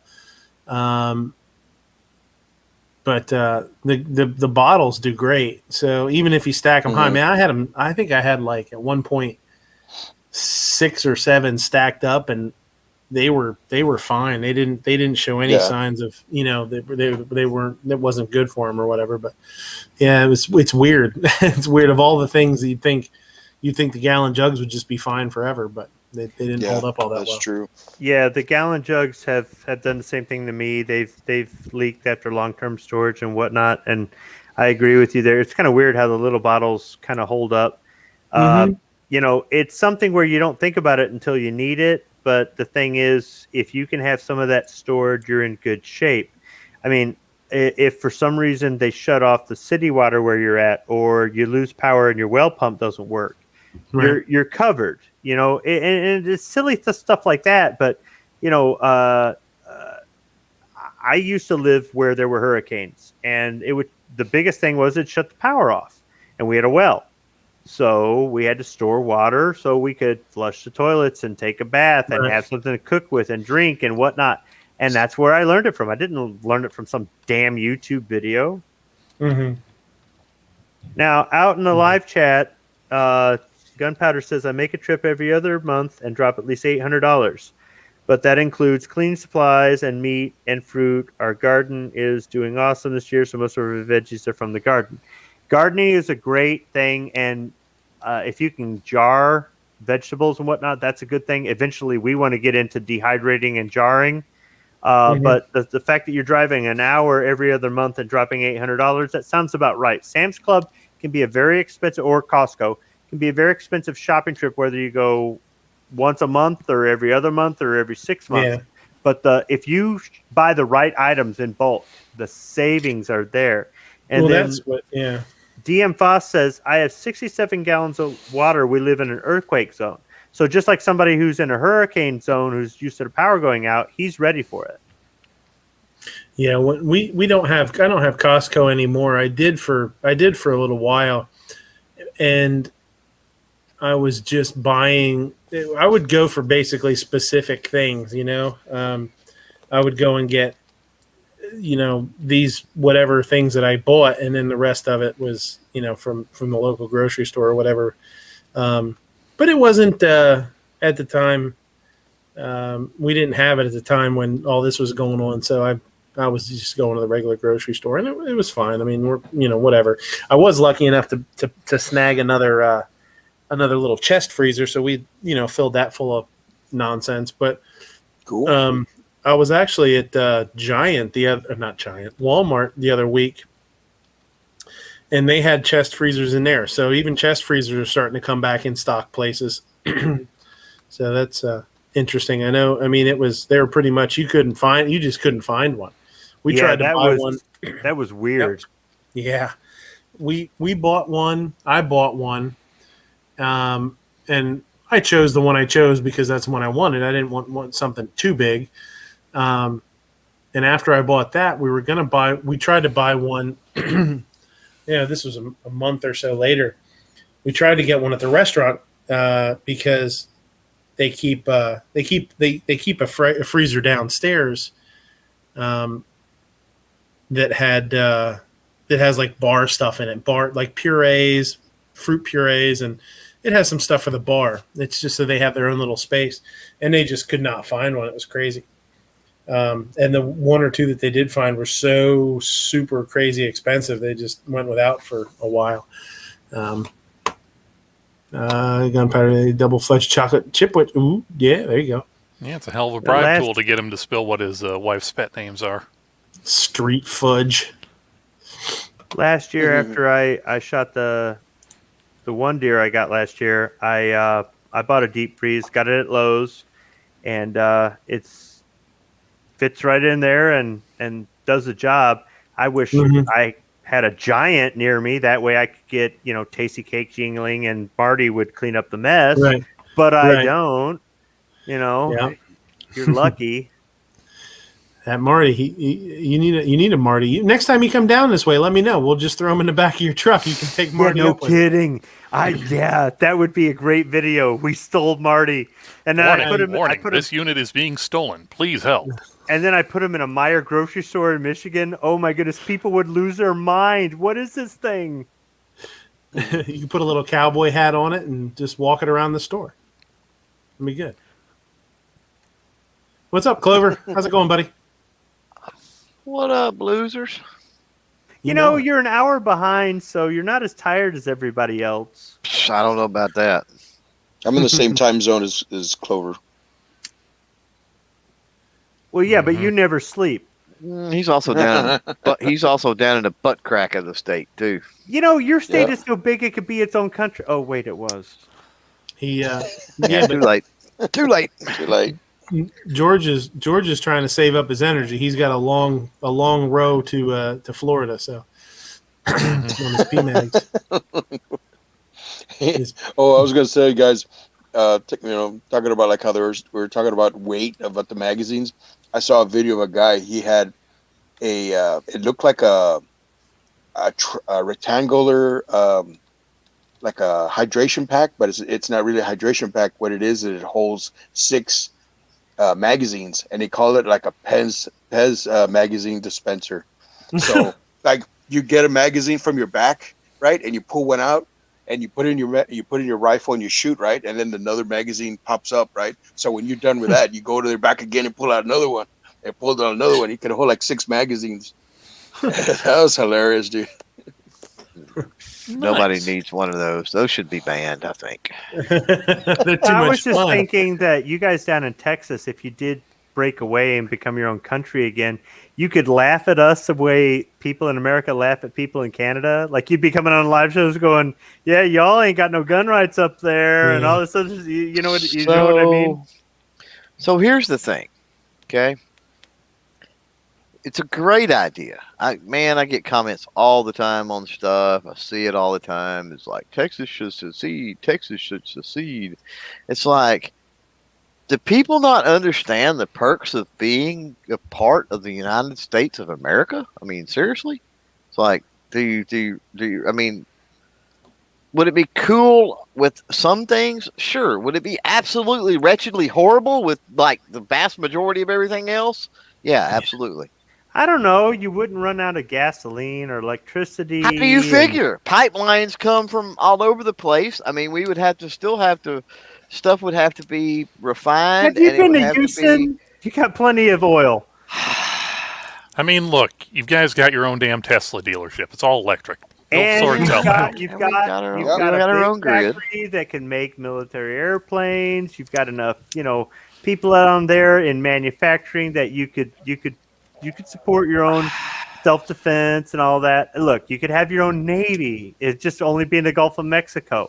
All right. I mean, hell, you're in a good position. Plus, I honestly think like Oklahoma would go with you. You might be able to weasel Louisiana or New Mexico, maybe, or you just have to invade New Mexico. Nobody in America would fight for it. But the whole point is that if you did secede, I would be down there so fast that you might grow a couple inches. There you go. All you got to do to get squib down there is turn into your own country. I mean, that's motivation enough right there. Right. I'd be bringing my walker too, because Texas. Yeah, I know, right? You actually have one? You got a Texas. replica though, don't you? Yeah, it's Obviously. The only real 19th century gun that I own is a Martini Henry Mark IV. There's not that many known walkers, are they? Survivors, I'm going to say there's probably less than 200 based on the internet chatter I hear, but I don't know if that's entirely accurate. I've never seen a walker at a museum, but I have seen a Lamat, and I've seen Colts at gun shows. I've actually seen a star I almost bought a star a month ago at a gun show. I'm sure somebody's got something for sale at some of these antique specialty shows, but I mean, would it function, right? Well, and it this was- thing, could you, even if you loaded it way down, could it handle it? I don't know. Well, I specifically remember this, and I don't remember when it was, but it was at the Tulsa show at some point, right? Because it was like the talk of the show and had to go look. But there was a dude that had 10 walkers. Real walkers? Yes, absolutely. Yes. You sure they weren't dragoons? No, I'm absolutely sure they were walkers. 10 of them. How the Because that hell was does like one human being people- have 10 Dude, of these unobtainium guns? Okay, so there was a private collection which was like 8 tables a few years ago there that somebody come in and bought the entire table for, and I forgot what, like $1.5 million or something for all 8 tables full of guns. There's a guy that has nothing but Colt snake guns, and it's like 10 tables. Nothing but Colt snake guns, like every variation and minor thing like everyone ever that's existed or something. It's insane, the crazy stuff you see there. But there was a dude that had 10, and I remember because that was the big deal. It's like, how does that dude like it's impossible to get one, how does Home Dude have 10, right? So now I'm 10. rubbing my hands together and going, if Don't Call Me Mrs. Squibload ever wins the lottery, I will finally go to Wanamaker and I will be that guy. Yes, I will. Well, There you I'm go. sure pretty much everything there has its price, right? There was no price on them. I can tell you that much. And I didn't even inquire as to price. I probably should have. I always said, hey, what would it take to get one of those off of you? What do you think, Squib? 5 figures, 6 figures, more? 8 tables of Colt guns? No, I'm talking about just one Walker. Let's see. Last dollar amount I heard for a Walker was 6 figures. 6 figures, okay. Like mid, high, low? I can't remember the exact amount, but I want to say it was like, $100 and some odd $1,000 for So a low, real 6 Walker. figure. Yeah. And I don't know that Walker actually functioned. I can't verify that, but it was a real. I've never priced anything over $2,000. That's above and beyond that. I'm at a point where I'm like, do I really want to spend this money? I'm not saying I couldn't afford it, but it's like, Well, I watch stuff come through Rock Island just because some of the stuff is interesting. You know what I mean? And that's what I was thinking. High 5s, low 100s, probably, and that's on like a starter model. You know what I mean? I mean, obviously, the better condition, exponentially, it's going to go up. So I would think, in firing order or whatever, original and firing order, I would think easily $500,000, easily. So I've seen some of the videos where people actually shoot a 19th century percussion revolver with modern caps, modern powder, modern ball, right? And it works. And it's like, oh, okay, all right, that metal is still good, right? And I've kind of thought, for an affordable price, I could be that guy. I mean, assuming this $1,500 gun actually works, right? I can cock it and fire it and everything else. Mm-hmm. And it's like, does that ruin the value? Or if I bought it for $1,500, does it have any value? Or I don't know. But the history involved with some of that stuff is just wow. Damn, look at those dollar amounts. Normal use is not going to hurt value, but you run the risk of something breaking, and things like that. I think that's why most people don't shoot them. Scroll back up to the top there, Midnight. Did you see that dollar amount? Yep, 920. 920, almost $1 million. 1 million. Put your little. Oh, what comes with the case? For 1.8. Sells for 1.8 though. Yeah. Wow. This is from 2018. Doesn't matter. Now, wait, look at the picture, though. If that's an original Walker in a case from Sam Colt from 1847, right, Clover? Yep, with all the gear. Yeah. And that's everything unused? Sure. $2 million? Sure. But I'm talking about a Walker that's been shot that don't have any of this crap. Yeah, and that's a Rock Island, too. That's what I'm saying. Just one that's shootable condition. I'm thinking at least $500,000, at least. It says less than 100 were ever produced for the civilian market. Correct. And this is the only one example in its original case. Yeah, that's why it's $2 million. There you go. Yep. So Sam Colt gave some away to politicians and other people to kind of kiss ass. He sold 1,000 to the Texas Rangers, of which they supposedly lost or destroyed 900. And that narrows it down to 200 possible surviving examples. I'd cut 10% out of there, so now we're down to 180 at least. And I've never seen one at a museum, but I know they exist. I just haven't gone to the right museum. Yeah, but out of some of the ones that supposedly came up missing, you got to think there's a few. And I mean, you probably could count on one hand. Realistically, but there's got to be a few of those that possibly got pocketed, stuck back, something. Oh, absolutely, yes. To quote Ghost, absolutely. It says about 1,100 of the guns were ever made in total, 1,000 of which were for military, plus an aforementioned 100 for civilian use. The Walker saw use in the Mexican-American War and on the Texas frontier. Samuel Walker was carrying 2 of the revolvers that bore his name when he was killed in battle during the Mexican-American War of 1847. If you want to learn more about the Walker or the Dragoon that followed the Walker, check out a channel called 11 Bang Bang. They do some pretty good videos on these older guns. Now, Clover, at some point, I would like to get a second replica Walker. And at some point, I'd like to try to do the gunfighter thing. I've done it with my Remington Navies. The Walker, it's not a heavy gun for me. It's not a hard-hitting, hard recoil gun for me. It's well balanced for me, but I will tell you, it does have its hang-ups. But I would like to kind of Clint Eastwood it. All right. Now, who made yours? The one you got, the replica you have? Mine's a new Birdie. Oh, okay. So I just get another Birdie. At the most, I would send. There's a gunsmith that you can send them away to that can tune them up where I guess the loading lever doesn't drop under a full load, and that it's a little bit smoother action. So I might spend the money to do that. You know, I mean, I would suppose a real gunfighter back in the day would pay a gunsmith to maybe tune up their guns. But at the end of the day, you're still talking about single action. You got to get used to cocking it.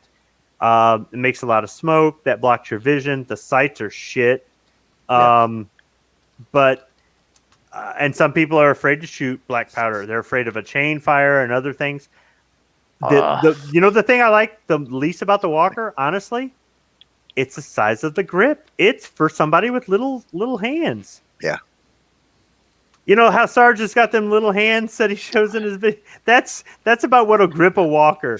I don't people were smaller back. Yeah, it's a full-sized revolver with almost like the Pocket series grips. I'll give you that. Yes.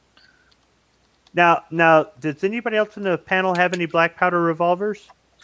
I got a Ruger Old Army I picked up a couple months ago. Okay, how are the grips on? How are the grips on that? Did he say a Ruger? Yeah, it's a Ruger Old Army. Yeah. Nice. Yeah, I picked it up for like $4-ish. Nice.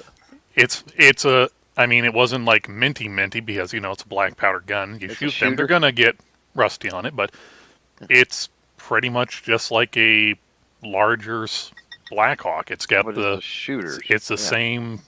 It's the same grip frame and everything. Yeah, it's just what you're saying is it's a shooter. It's good enough to shoot, right? But that's still a good buy on that. Yeah. Would you say the grips are small or they're about the right size? For me, they're about the right size, but mine was made in like mid-2000s, early 2000s, somewhere in there. I have, out of the 3 Blackhawks I have a new model, one of the Lipsies one that was a flat top reproduction. Those grips feel narrow to me, but they're the synthetic ivory grips, and they actually like taper into the sides.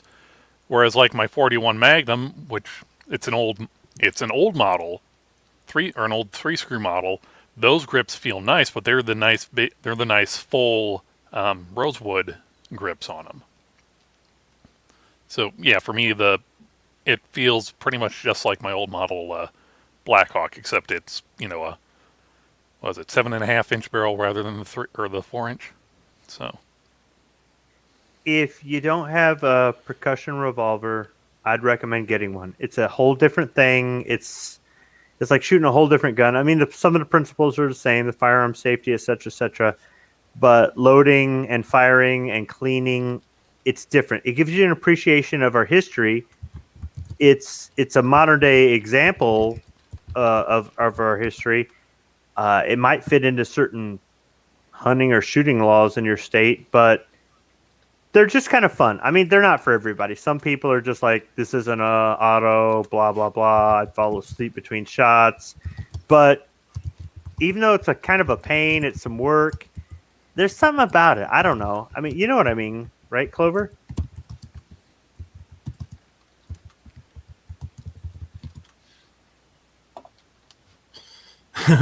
who has left me high and dry. Fuck you, Squib. Whatever. Black powder nerds. So okay. So wait a minute. That could be my new channel name, Black Powder Nerd. There you go. So speaking more to the rifle side of things, right? Same principle, right? Just so, yeah. I mean, with like this competition black powder 45 I've got or something like that. What's cool about that is you're not dealing with ammo and cartridges and stuff, right? So think of hand loading match grade ammunition, right? Like cartridge stuff, and then now take all the cartridge out of it, right? Where you got your projectile, which you have cast, right? So you've cast your own projectile, you've created your own lube, right? You've made your own patches, you've got your powder, or in some cases, I've got a buddy that makes black powder, right? Yes, you can make it yourself. Yes. So, and then you're trying to fine tune and figure out, okay, what with my patches, am I going to use a wad? Am I not going to use a wad? How thick is that? How much powder am I going to do? Okay, what's going to be I need to swage these projectiles. What diameter does that need to be for best results? I mean, you get really into a lot of technical things, and you realize that this is where, when we talk about the American Revolution, it's like we had some amazing arms in the American Revolution. Right? They were using like Brown Bess and a lot of smoothbore stuff. The English was, right? And we had rifled shit. And we literally had squirrel guns that we had to use to feed our families, that we had the loads tuned to the max, right? We knew how much powder, redneck engineering, how to cast our projectiles, all of that stuff. So yeah, I agree with you, Squib. There's a lot of history and tweaking and a lot of things that go into it. That's pretty awesome. But it's time consuming to learn that stuff. It's time consuming to test that stuff out, especially when it takes you, a novice anyway, a few minutes to load. And then the cleanup, right? Because even if you're using substitute black powder, there's modern firearms and modern cartridges. I mean, you can shoot the crap out of them if you wanted to and go put them back in the safe or in the box, and maybe you'd have to clean them when you broke them out next time. Maybe not. Maybe I've got firearms that you can go thousands of rounds to them without cleaning them, and it really doesn't make that much of a difference. Black powder, that sucker gonna be rusted the next day if you don't clean it. Now here's what. All right, picture this: I come down to Pennsylvania and meet up with Black Cat, and then both of us go to meet up with Midnight Range. And we both hand them each of our walkers. And it's like, we're at the range, and it's like, dude, you're going to double. You're two-handed, like Josie Wells. And here's Midnight Range going, screw you, black powder nerds. And then he's like, bang, bang, bang, bang, bang, bang. And he's just cocking and bang and shooting and cocking and shooting and cocking and shooting. And when he's all done, he's cocking and shooting. He's landing the hammer on a chamber that is empty, and he's at the end of the movie where he's shooting the empty guns at the guy to scare him, and he's like, where do I get one of these? Where have I been all my life? And he's hooked. He's 12 rounds and he's hooked, and me and Black Cat are like, high five, or whatever, just as long as it's not the elbow thing, because nobody does that anyway. No, and then the next thing you do after you're done doing your little elbow high-fiving is look over at the cloud of smoke and, hey, where the hell's Midnight? Where's our walkers? That son of a bitch. Because they're not serialized. I mean, not technically, they have numbers, but they're not tracked. So he's like, untraceable bitches. That's right. Yoinks. IMA number 1. Later, assholes. Yoinks. Just walking away with them. Mm-hmm. Taking them home, using them as a hammer. Next thing you know, Duke Frazier's going, I got somebody got a hold of me who wants a left-handed and right-handed Walker holster. What's going on? Yeah. Switch cylinders. Yeah. Yes. Not on a Walker. You don't. No, on a Walker you don't switch. On a new model Army or new model Navy, you could. Right. I mean, you could on any of them, but really the Remingtons are the ones that, like in Pale Rider, you can, and I've done that before. I've actually emptied it, dropped the cylinder right on the ground, pulled another one out, slapped it in, and gone. I had malfunctions due to the nipples, which I have a video that'll be coming out in a couple months where I change those out and test them. But it does work. So your quick reloads are going to be with your new model Army or new model Navy. It's whether you want 36 caliber or 44 caliber. And yes, this is black powder nerd stuff. But once again, there's even closer to a modern day gun for those of you who want rapid fire. You might think this stuff is stupid, but this is something that you can literally make the percussion caps and powder and lead ball at home. You can make all this stuff. A flintlock would be a little better, I think, to have. But aren't flints harder to come by? I mean, you buy a pack of them; they'll last how long? Well, now how many come in a pack? I've seen packs of 3. I've seen packs of 5. I've seen a bulk order of 20. Oh, okay. All right. I've never bought any. Neither have I. I just looked. You get a lot more shots, but you got to realize this too. With the flintlock, you've got flash powder right at play, so you're looking at 2 different types of powder that you're going to have to keep on hand too. So is that 4F? There is a drawback. Typically, flash powder is somewhere around 7 or 8F. What the hell? Yeah, it's really fine. Look, it's simple. Really you just get your regular black powder. You get yourself one of those electric coffee grinders that spark. You put some in there, and you make your own like 100F. All right. Mm-hmm.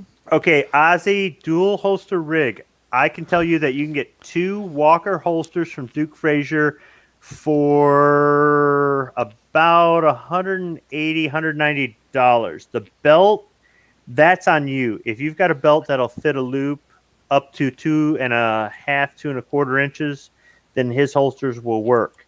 So you could, do a poor man's Josie Wales for under $200.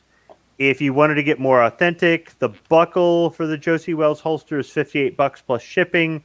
And I haven't found anybody that makes the exact duplicate belt, but I'm sure there's somebody out there that does it. And don't forget, he tucked a 1860 Army in that belt. So really he had 3 guns on one belt with 2 holsters. And then he had a shoulder holster for the 1849 pocket. So, I mean, if you want to try to replicate Hollywood, it is possible. It's not unobtainium price-wise. The original El Duce from Boondock Saints. He had guns strapped all over the place, huh? Well, I mean, that's kind of like the whole bug out thing, right? I mean, how many guns would you really carry? I mean, you're going to carry a rifle. Firefight. Yeah.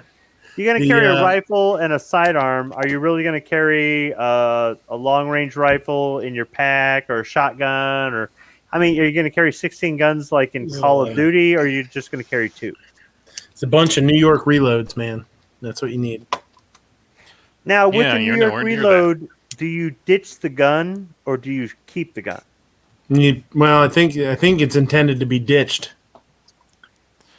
No. You see, this is what you do. You put a little bit of bacon grease on your offhand or the off side of your grip. That way, when you throw the gun down, your dog that you have with it's just going to pick it up for you. Or you can just put them all on lanyards and do it the not fun way with the dog. Mm-hmm. Oh. Hey, I've been running my mouth too much.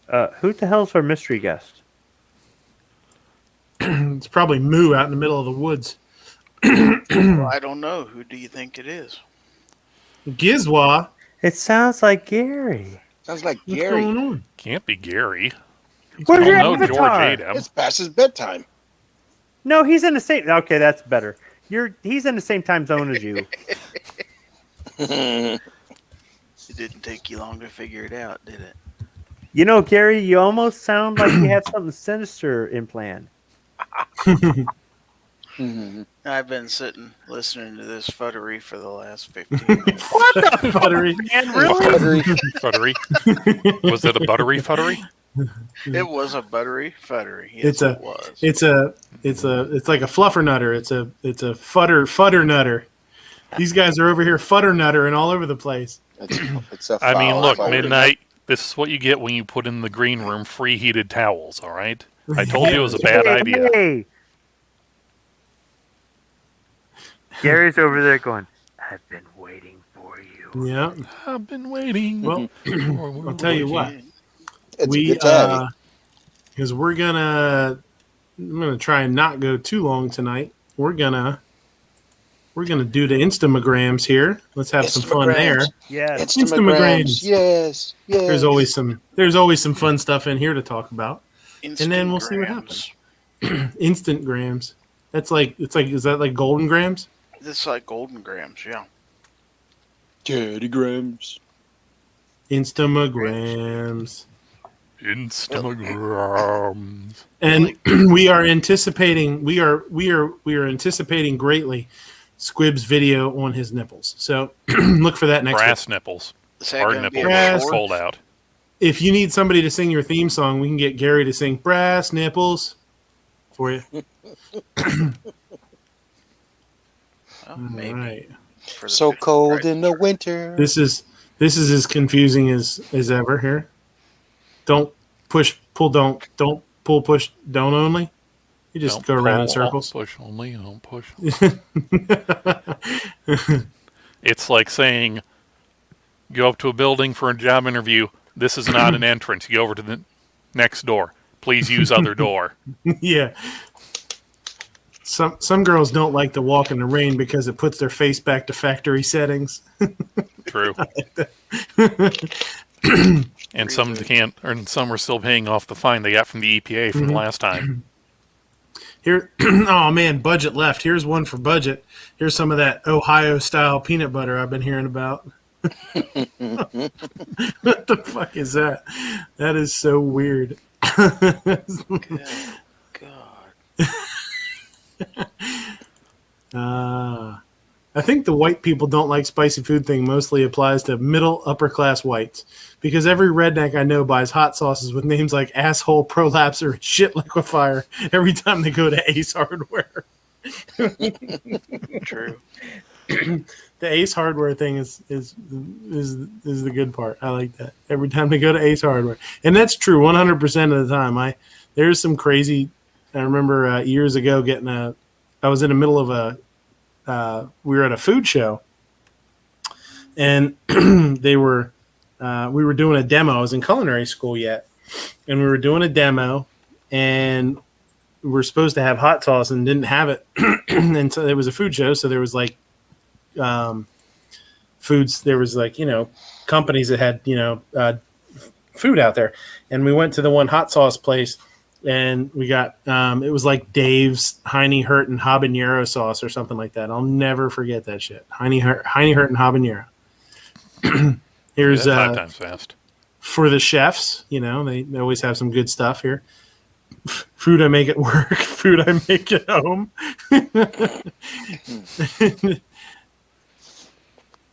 This is a good one. Course 2. Tropical Reeves 14. Roni cups instead of bacon.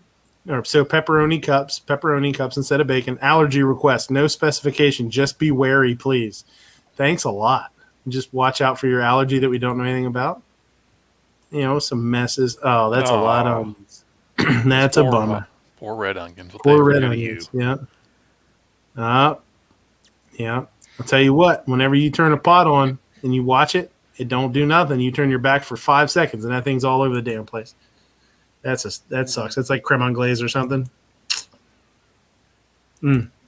I've seen worse. Yeah. Remember to click Seriato? No, I did. I had it muted. So this is when your homies ask you how much you've spent on guns, ammo, and gear over the past year. Between 700 billion and $1,300,000,000,000 billion. Between 700. So much. If Two Live Moo was here, this would get him wound up. What if we kissed in the meat tent? That's gross.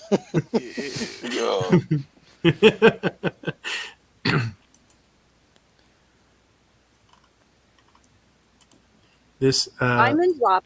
This woman got fined $385 for talking too loud out, and she believes it was racially motivated because she was outside walking up and down the sidewalk with her phone on speakerphone, talking into it, being all loud and obnoxious. And somebody called her out on it. Somebody walked up to her and said, "Could you please keep it down?" And she said, "Get out of my face." And the lady called the cops on her, and they fined her. She says it was because of racism. I think it was because you were annoying.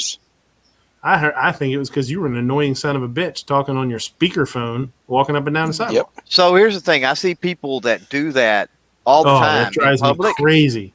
Talk about just divulging all of your personal life and personal information and potentially things that, right? You don't know who's listening to this. Yeah. Yeah, dude, they do it in the toilet stall next to you. I've heard that before too. What are you doing, buddy? Dude.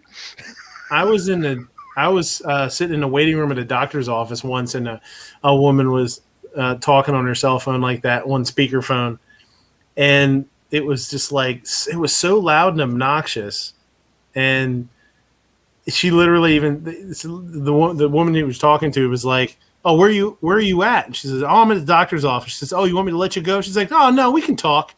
And she was just so loud. It was crazy. It was so annoying. I could it's not racially motivated. It's annoyance motivated. You're walking up and down the street. People do that all the time in the city. As if everyone was deaf, Rob says. Yeah.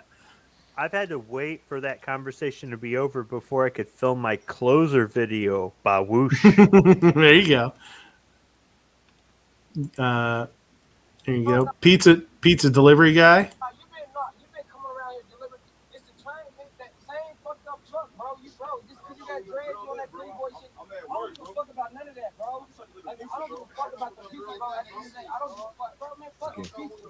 Don't deliver over in the leaf no more, bro.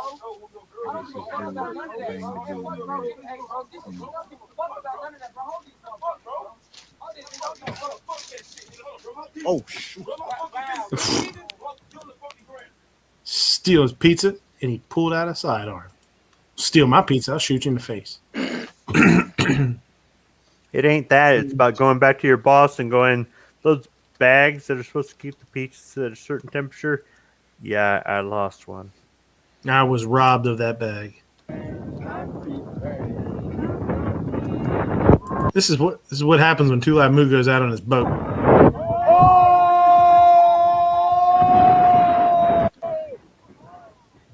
That sucks. That sucks. I believe it. Like me finding a corpse in the woods. Then remembering I put it there. Then remembered I'm the one put it there. Oh, that's right. That's just Carl. Don't worry about Carl. Remember, if you found it, somebody else will. That's true. That's just Carl. Mm-hmm. Yeah, he's working on a suntan. UK police bust huge cryptocurrency mine they mistook for cannabis farm. I'm assuming that they were doing the old, oh, hey, let's use the thermal cameras. There's a lot of heat coming out of this area. Exactly. And I'll use this. I'll stop here at this point to say I have no idea how the fuck you mine cryptocurrency. I have no idea how that shit works. Moving on. Yeah, graphics cards, they pull a lot of juice. But I've got reptiles downstairs, and I've got the grow lights, and I pull a lot of electricity. They could kick my door in at any moment. You know, just well, wait, no, they legalized it in my state. I'm good. There you go, or decriminalized it, not legalized it. So, Rage Against the Machine never specified what type of machine they were furious with, but I reckon it was probably a printer. Printer error. Please add toner. Yeah. Here you go. Here's some good luck for you. Oregon man driving stolen car crashes into women driving another stolen car. Oh, they were made for each other. Oopsie. Maybe they can go to jail together. And maybe they get married. Yeah. Maybe they Look could at have this as a positive thing. Come on, 2 negatives equal a positive. Maybe they could have a kid that also steals and crashes a car into him. They look cute together. Yeah. Here you go. Squib, next time you do cocktails, make sure you get your fingers in it. You want some of this? You laugh, but... Burp. You know, want a little bit of finger in your wine? Excuse me, ma'am. Would you like me to finger your wine glass? There you go. Oh, very nice. Very nice. Yeah, I like that. Oh, hell no. But I was thinking about doing a White Russian where I stirred it with my finger like Big Lebowski. Yeah. Now I have to do it. They can't put a trigger on that thing like a every day or something? I mean, fingers are free. They come with your employees most of the time. Yeah, but you would think Oh. that you could put something. I mean, come on. Midnight, you run a restaurant. What the hell? Would you allow this? No. Fuck no. It's gotta be somewhere in- Sort of trigger guard. It's got to be. or- Yeah, it's got to be somewhere in Europe. Yeah. France. name something you could eat every day and not get tired of.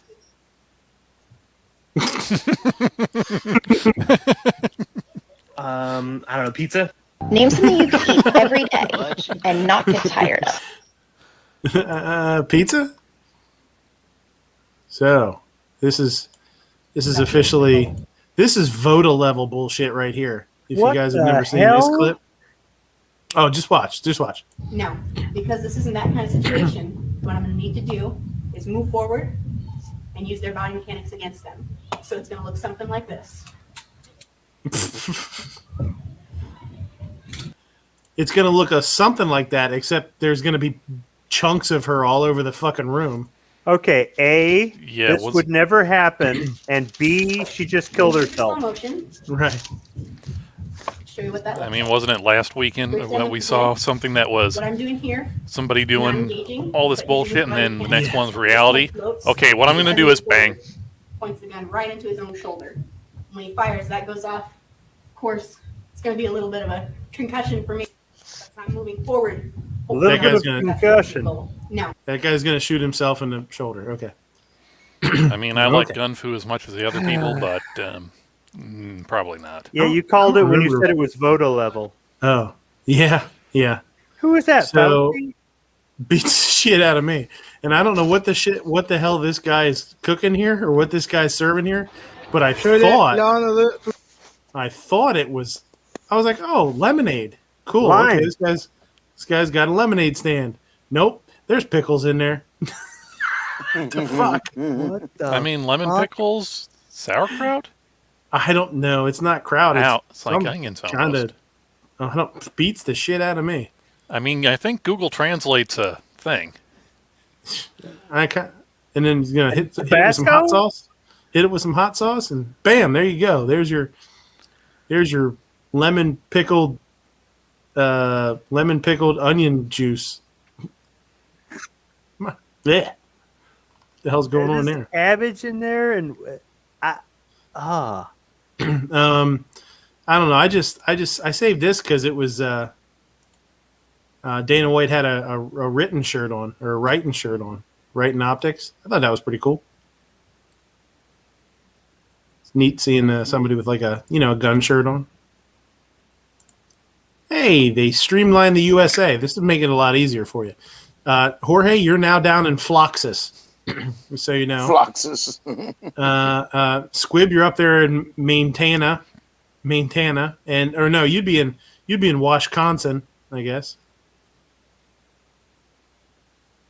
Or York, Idiota, Wyoa, Nebrina. Yeah, it's good. I like that a lot better. Yeah. That's a lot easier to remember. You forgot Clover would be in Floxus too. Mm-hmm.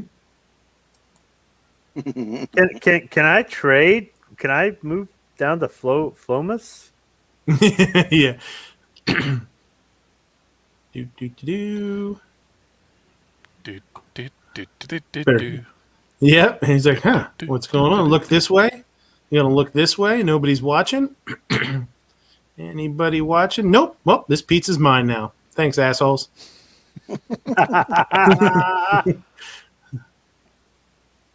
Good boy. I mean, no, it's a bad thing, but good boy. Sports ball. Barf. Oh, you gonna chase you back? And then, no, just kidding. Oh, that guy's safe. Oh, he's going to take off. There's like 4 errors in this play. That's like error like 3 right there. It ended up on second base from that shit. Fucking sports ball. I'm sorry. Unless somebody got beamed in the head, I think Orange you owe me my Paw's the 30 seconds devil. back. You know, I do the same thing with my videos. When I talk about range videos, I go barf. Mm-hmm. Restaurant workers had a minimum wage of $2.13 plus tips of $91. They still have $2.13. This guy's trying to make a point and say, well, you should be making whatever. And somebody in there, said with inflation it would be like $4 something an hour. I was like, yeah, if they're making $5 an hour, isn't going to make a difference. It's, Honestly, I want my servers making $10 to $15 an hour plus tips, only because $10 to $15 an hour will keep them away from retail and factories. And tips, they gotta, if it's done right, they gotta pay taxes on. They gotta some for the busboy, etc., etc. And at the end of the night, they gotta put up with a whole bunch of assholes like me in order to earn a living. At the end of the night, if they're making $30 an hour, if they're a good server, they're worth it. If they're shit, no, they should get fired. Unfortunately, like any other place, you got to take what you can get these days because nobody wants to work. So, yeah. Melania Trump always looks like she recognizes you, but doesn't know from where. It's like, I don't know you. Ooh. These are all you, buddy. You need these. Croc Heelys? No. Heely Crocs, man. Come on, man. That's all you. What? Come on. Croc wheelies? No. Come on. Don't be a bitch. You know you want them. Gary, you ever being an roller asshole. skate or rollerblade? I roller skated in high school a few years ago, but What do you not think in about Heelys? no. Oh, come on. No, people my age just break bones when they fall. It's Yeah. Oh, good. It might have to do with the fact that some of the most annoying people I've known always wore Heelys. Just saying. you mean like midnight? That's it. Hey, guy with the hydration pack, 2 hiking sticks, and a North Face vest. My 5-year-old just walked the same trail in Crocs carrying a naked Barbie. Relax. I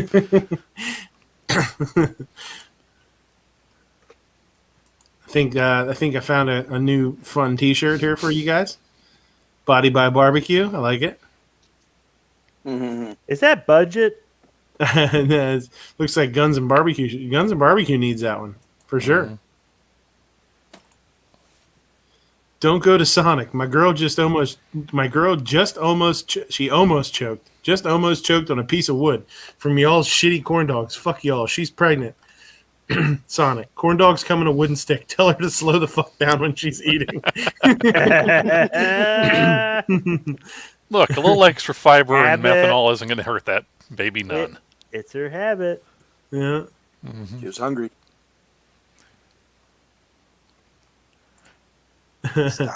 There's a DIY print in our local milk tea shop, and I accidentally sent them the wrong picture. Maybe this is why the barista looked at me weird.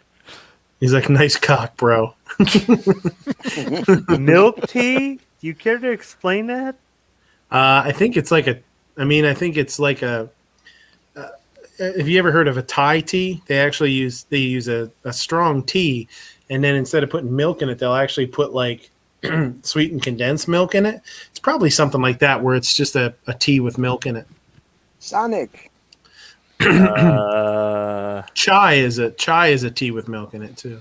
Is it the same place where you get that weird stuff that has like the bubbles floating in the bottom? Probably. Bubble tea. It's a good thing we named most of our dinosaurs like 100 years ago when all we were into was mythology and speaking Latin. If they just learned about dinosaurs now and had to had to name hundreds, there'd be Heckin Chunkosaurus and a northern thick scaly boy. What's with the pregnant chick with the cigarette and the beer on the right hand side? I don't know. Oh, man. It's just life. It's just life. No, it doesn't affect my baby 16 years later.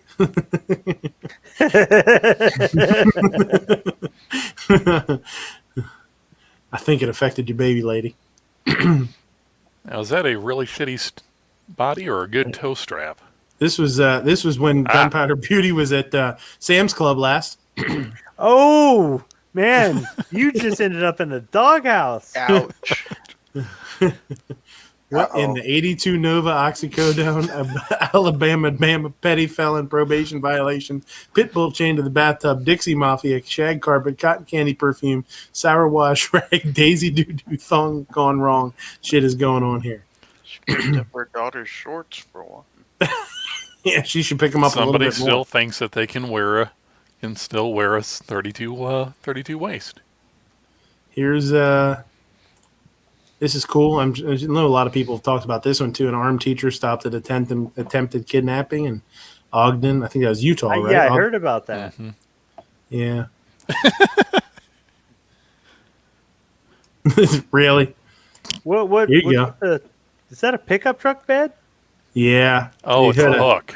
Had a come along hooked onto it and must have pulled away from something. Yeah, look at that. Ripped right through right down the damn bed. That's For a crazy. second there, I was going to say that was either a very good toe strap or a shitty truck body, but Yeah. now that I see it's the hook, it's okay. That makes more sense. Must be a Toyota. Sleeping in on Fucking Ford me. Ranger. Me sleeping in on Saturday mornings. My neighbor at 8 a.m. Dale Earnhardt, man. Bro. He's got to do that 8 a.m. because at 9 Caliber Corner comes on. That's right. That's one of those Nebraskans. You can tell. Yay, Dad. Can't give Dad anything. 5 minutes. He had it flipped over. Well, that's why they come with the roll cage. Yeah, and and handholds. insurance. And that's why we have the chiropractor's number on speed dial. Forklift guy is this is for forklift guy. If I die in an industrial accident, know that I died doing what I love, blatantly violating OSHA regulations for funsies. You don't know how real that statement is. No, I really know don't know, and you never will. Yeah. We actually had a guy burn his hand unplugging the forklift from the charger. God, that's messed up. Them. Where do you see yourself in 30 years? Me. Fud gun. Mm-hmm. Hunting at the hot tub. Would it be a Fud gun meme or a Fud life meme? Fud life meme right there. That's how you live that Fud life. I mean, he's got orange. Yeah. You got a beer. And he's got looks like a lever. It looks like a 30-30. I'm not 100% sure it's a 30-30, but So if kinda I've looks done like it. all of that except for the orange and the beer, am I living my life the wrong way? yeah, you got to step Possibly. it up. Oh, okay. Thanks. Victims were treated for minor injuries after their smart car hit a squirrel on Highway 29. Witnesses say they saw the squirrel flee the scene. Nothing left of that son of a bitch. Well, there wasn't much to begin with. No. I will tell you this. Smart car seats fit really well in a Volkswagen Dune buggy. Yeah, there you go. If you guys are thinking about making something fancy for tomorrow, maybe if you got the family coming over, you could always do chicken pillows mounted with aged Himalayan cheddar and Sicilian pasta, also accompanied by a vine-ripened tomato puree. Why is my mouth watering? Because chicken nuggets and mac and cheese is fucking good. That's why. Damn Then right. what idiot puts ketchup on it? Barbecue sauce. Come on, people. Come on. Oh, yeah.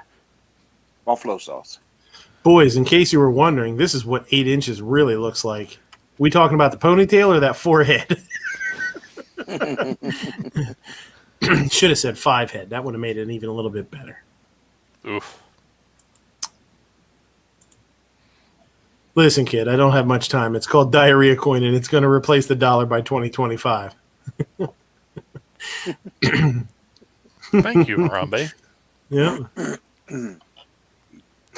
I like this too. It says, child of rockabilly couple constantly wondering what the fuck is going on. It says, wait, my parents chose to live like that? A 6-year-old Ross asked, and what may be the youngest existential crisis on record? There's more music than just the Stray Cats. Do my parents know?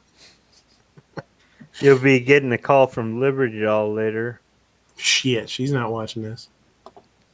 This I really thought was this one made me laugh. I like this a lot. so dumb, but it's funny.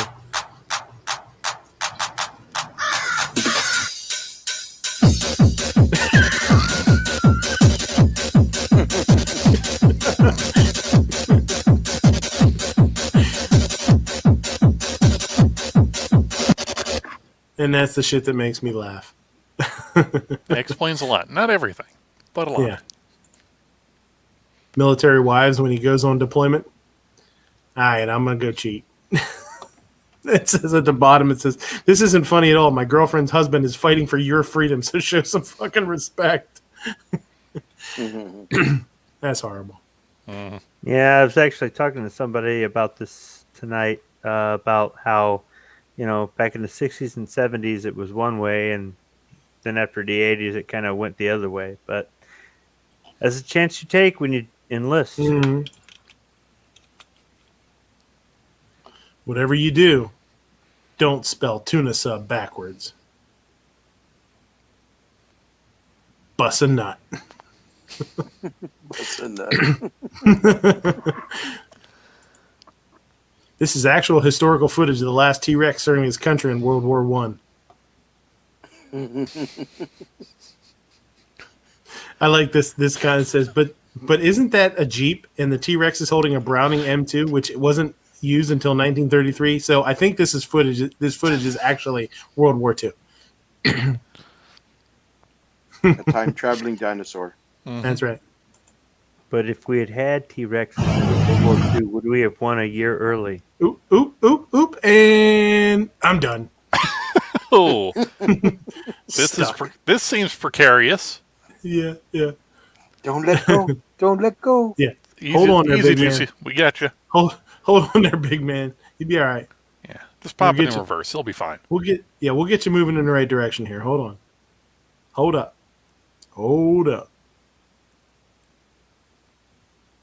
And there we go. Now we're good. I'm not sure what this is. Connecticut, a number of gun rights advocates have argued that the problem isn't that there are too many semi-automatic. No, that was just principals were able to defend Larry Pratt. You would arm teachers. I would allow teachers and other adults in the schools. That was back. That was a while ago. To make sure that anyone buying a gun passes a background check, right? But the mother would have passed the background. Fuck that guy, man. Oh, he's such a weasel. Jeez. Ah. He still looks ugly. Yeah. Gary Busey. Ain't this the truth? The nerve endings in your rectal area help distinguish the difference between farts and poop, but sometimes these nerves can get confused. Oops. Goes up. Yes. It's like a snob road trip. I gave this homeless guy $5, and an old lady behind me just said, he's going to use it for drugs. So I confronted him and asked where I could also get drugs for $5. I need a new dealer. Oh. A disabled veteran claimed that he had a Second Amendment right to keep a gun in his Rockland apartment in order to stop criminals from breaking into his apartment and stealing his medication while he watched helplessly. When it became known that the tenant had a gun, the landlord went to court to evict the tenant for violating the no gun clause in the tenant's lease. Despite these sympathetic facts, the Maine Superior Court, in a controversial case in which I participated in the side of the landlord, ruled that tenants do not have a Second Amendment constitutional right to have guns in their apartment.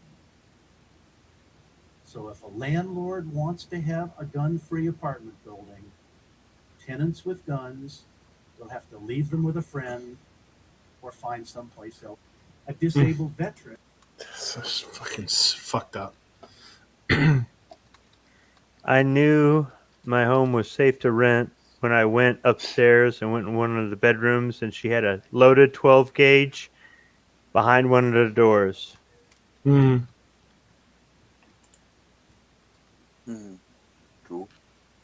and to be your companion and your friend. On this journey that we make together. On this journey that we make together. Oh.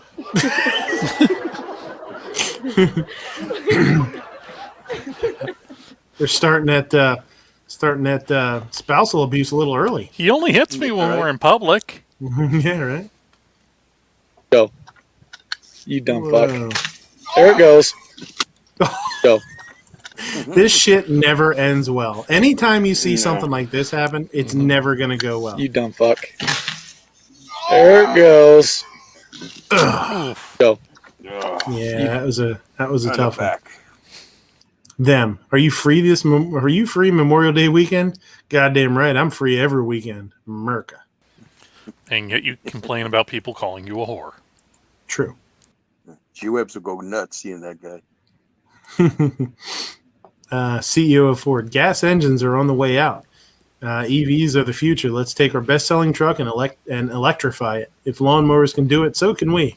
CEO of Dodge. What the fuck is MPG? Go drop that Hellcat motor in a Ram and go fuck shit up. So speaking of Hellcat motors and what the fuck is MPG, also on Instagram, apparently somebody's coming out with a 1,000 horsepower wide body Challenger. Ugh, boy. Mm-hmm. Wide body? Yeah. What does that mean? If you look at the regular Challengers, they're kind of flat-sided, whereas the wide bodies have the little wheel flares. It's for the wider tires. Oh, okay. Or so I am led to believe. This Swedish doctor exposed how world governments were going to weaponize the COVID-19 virus back in 2017. No, he didn't. I found this image on Google and created this meme in 3 minutes. Facebook is not a news source. Neither is YouTube, you fucking potato. Hey, I identify as a carrot. Oh, well, that's different. Or a radish. I'm sorry. I thought this was America. Arkansas men arrested for taking turns shooting each other while wearing bulletproof vests after drinking. This used to be a cool country. And then they took the Four Loko out of the mini mart. Yeah, for real. Check that out. Oof. Look at that buckle. It's crazy, right? Yeah.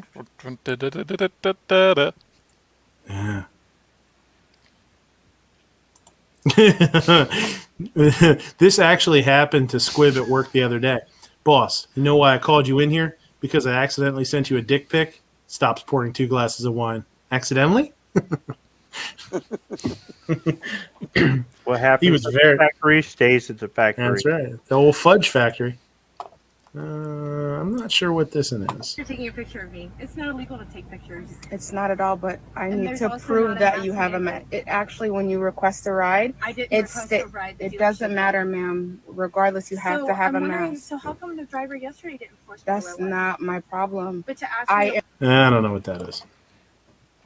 Karens being Karens? Yeah, pretty much. No cook can do all 5. Turn up the volume, or turn up to work on time. Follow a recipe without deviating. Be a non-smoker. Cover the pastry station, and be nice to front of the house. That's damn near impossible.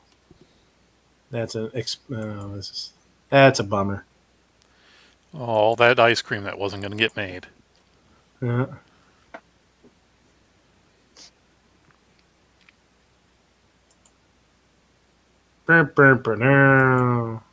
That sucks too. That's a mess to clean up right there. Oh, this.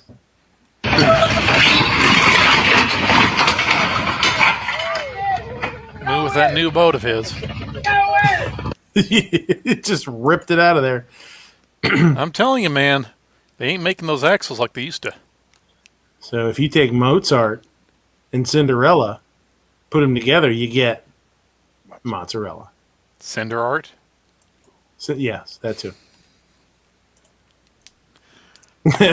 Southern restaurant T-shirts are like, I got my hog stuffed off at Big Porker Barbecue.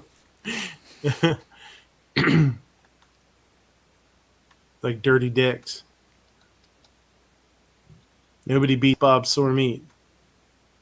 This is you know what? I've never actually seen anybody go into the future before.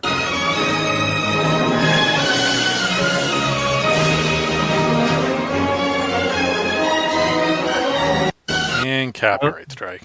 He must have been going 88 miles an hour for sure. Mm-hmm. Okay, here's a dumbass Sam. Here's this is going to be me bitching about food a little bit.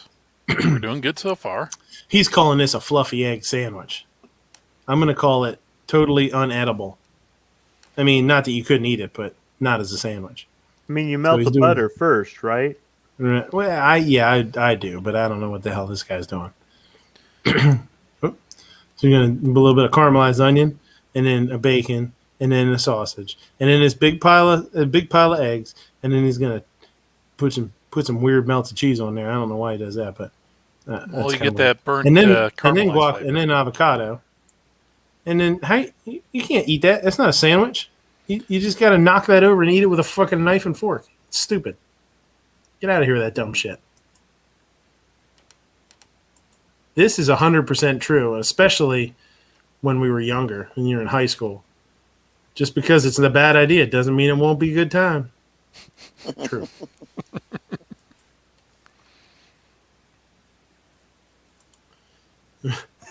Motherfuckers really called this massive two shits. Massive two shits. Mm-hmm. Here's some more nerd stuff for you guys.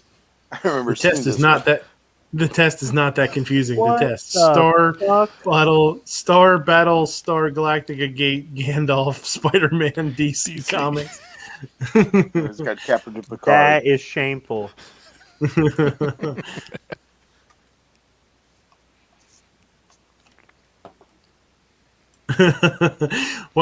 Why did elementary schools just occasionally bring in a dude with a big snake? Who was that man? What were his credentials?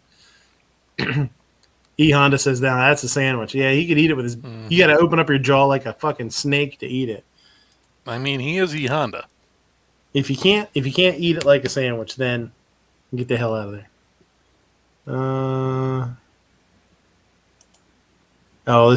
This story.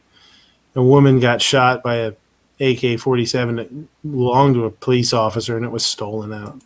That's no big deal.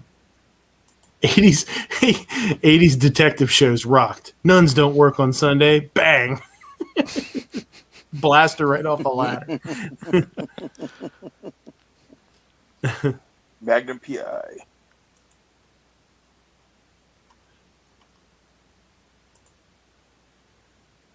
When you have tacos for lunch and a burrito for dinner. You gotta chill that ass off, man. No, that's what he wants you to think. He sat in the black dirt. He's got a whole colony of ants on his ass again. Sure could be. It's going, ay, ay, ay, ay, ay. All that cocaine. See, we got here's some cringy shit. Like we got cringy shit from this bobblehead bitch goofball. And then, oh my God, I don't know if you saw this. Oops. Fries when you get vaccinated. I got vaccinated. You're saying I could get this? These delicious fries? Wait a minute. But there's also a burger element to this. Let me check with Bill Neathart. Is it too early in the day to eat a burger? No. This could be breakfast. Okay. I want you to look at this smack him, please. I know, right? Don't you just want to With a wet drag fish. him? Oh my God! Don't you just want to drag him by his ankles out in the sidewalk and kick him? Is this he has put a tax on straws or something? That's De Blasio from New York. I'm not sure. What says De Blasio? It says De Blasio right there. Foods and you couldn't use disposable straws, etc. Yeah. Well, wasn't it Trump's crazy ass lawyer friend guy? Wasn't he the one that Giuliani? Giuliani. Wasn't he the one that said, "Oh, no soft drinks over 30 ounces or whatever"? No, that wasn't him. Was that Bloomberg that did that? Either way, fuck New York and fuck New York City. True. And not in a pleasant way. True. Everybody seen this one? John Cena? Appropriate. If you don't understand, listen to Rich White's show, Unloaded Media, yesterday. Yeah, I did. I listened to most of that show. I didn't get the whole way through it, but yeah. What a bunch of assholes. We got a real joker here. In the backup camera. I actually one time I got in my truck and hit reverse, and there was a spider in front of the camera. It looked freaking cool, actually. Looked really neat. Your car just started freaking out. Fuck is this? I Chris don't think Pratt. I even saved that. Yeah, I think I saved that by accident. When you put it in reverse and you saw the spider, did it look like one of those camel spiders? It was, yeah. It looked huge. Yeah, pretty neat. So where are the frog's legs? In the egg, Fumiano.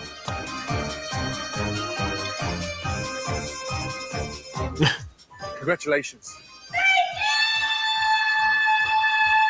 On the worst dish in this competition so far. He's just like, oof, fucking hell. Oof.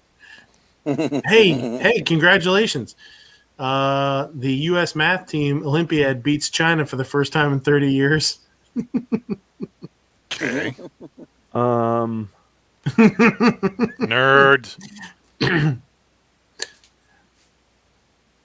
To beat the best, you got to be the best. Like no one ever was. Here you go. Mexico fucking nailed it with food, man. They were just like, here's a tortilla, meat and cheese. The tortilla's open. You like that? Uh-oh, remix. Now it's closed. Still delicious. Unreal. Remix.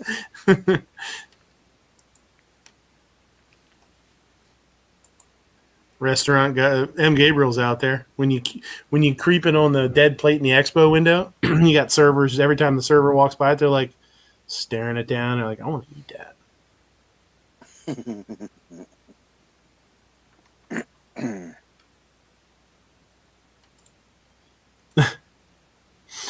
Oh, so when other people call their pets fur baby, it's fine. But when I call a kid a skin dog, somehow I'm disgusting and the worst pediatrician in this hospital. And fired. Skin dog.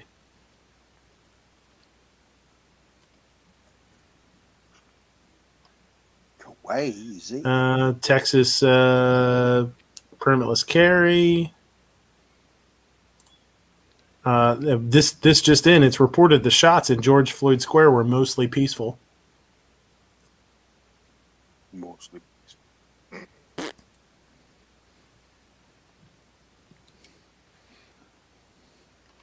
Speaking of Taco Bell. Here it was. This bill of comprehensive police reform to be...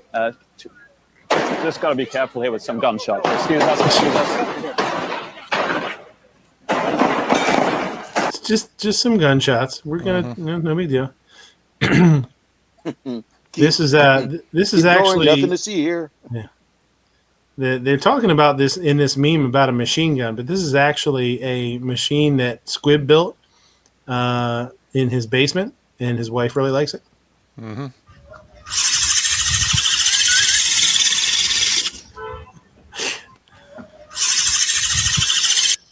Wrong body part that does that, dude. That's how Squib got married a third time.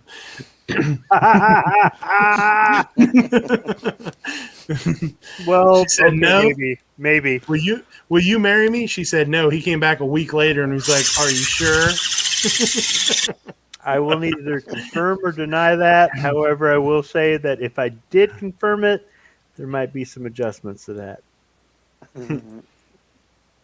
Smell the goddamn flour, you piece of shit baby chicken. Kids are assholes.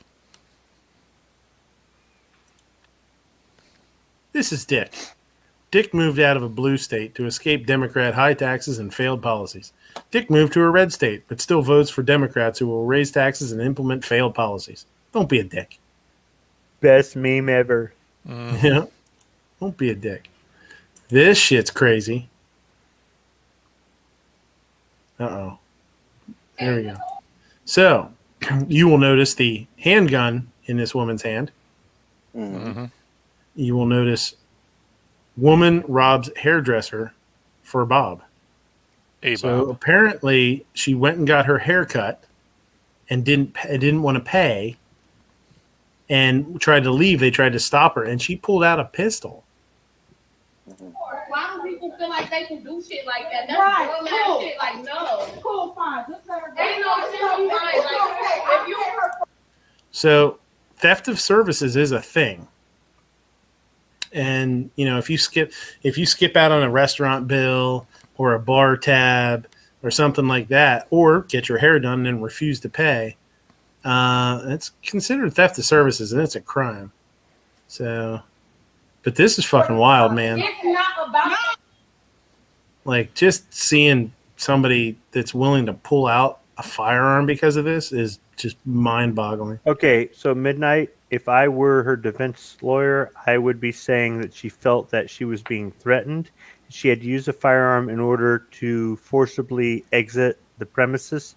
She refused to pay because the services were not rendered, and that's a separate case. If you want to try that, try that. But my client used a firearm in order to safely exit this establishment because she was outnumbered 2-1, and she was being harassed yet threatened by these. You see what if you apply some liberal logic. Words. There you go. Word salad. Honda says 3 walkouts in the last week. Guess what they all had in common? I'm not going to guess because I don't want to get in trouble for something. You pissed them off in some way, shape, or form, Honda? Yeah, you waited on them. You told them, hey, stop putting those damn free chicken wings in Grandma's purse? You asked to see their inoculation records, so they said HIPAA law and walked out? Google sends gifts to baby in Indonesia whose name is Google. Sleep well, Mountain Dew Baja Blast. Oh, that is coming, and it is coming soon to a school near you. I was gonna call. I was gonna email you and make sure you were okay, Abe, because I thought maybe you got shot. Florida man shoots a driver who threw a banana at his car in road rage incident. I've been to Florida once in my life, and that's been over a decade ago. Never again. You gotta stop fucking throwing bananas at people, man. And you left because they threw a banana at you? No, I left because Disney World and Universal Studios sucks ass. Well, that's a true statement. And the food expenses. Very expensive. Fucking $10 for a churro. Have you ever been to Arby's? Come on. $10 for a personal pan pizza that you don't even get a drink or anything else with it. KFC is launching a massive 80-piece popcorn chicken nugget bucket. Heavy breathing. Nuggies. Is there some truth to that? Yeah. I mean, speaking of nuggies, I know what I'm having for dinner tomorrow. Kim Jong-un bans mullets, skinny jeans, and nose piercing because fuck that guy. That's why. Because 80s. 80s work for Gaddafi. My dog when he's eating. My dog when I'm eating. Pretty true. Big stretch. When the kid with a peanut allergy starts making fun of you. We're going to get that kid. We have to land this airliner because one person out of 325 thinks that they have a mythical allergy. Every time I use self-checkout, the person in front of me has never used self-checkout, touchscreens, or money before. Fucking hate those goddamn machines. They're always fucked up. Those people are usually 65 or older. Science they've once got told about us 5 that other flying kids is... hanging off of them. yeah, screwing shit out. Science once told us that flying was safe, but restaurants were locked down because airplanes have better air circulation. Now science says you don't need a mask at restaurants and stores, but you still have to wear a mask on airplanes. Trust the science. I mean, look, it's only -40 outside. I say fuck it. Pop out the windows, roll them down. You wear a damn coat and toughen up, all right? This is obnoxious one actually sent this to Sarge one day. Sarge sent it to me. I was appalled. I was taken aback. Yo, what up? I'm And a back in little town. Let me know aroused. if you want to fuck a bit or maybe just suck me off. I'm bald now, by the way.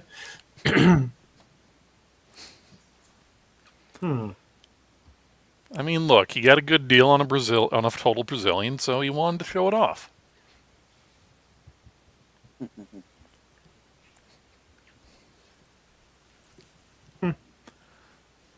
And post. Let's see what happens with that. Says honesty is the best policy. Obnoxious one sent what? Obnoxious one sent that to Sarge. C4 defense. See what Oh, happens. you're going to be getting some text tomorrow morning. Power lifters for 30 minutes between each set. Yeah. I stole that picture from there. That's why I had that. I stole it. Me watching my dad's best magic trick where he turns a 6-pack into domestic violence. It's funny because it's true. Yeah.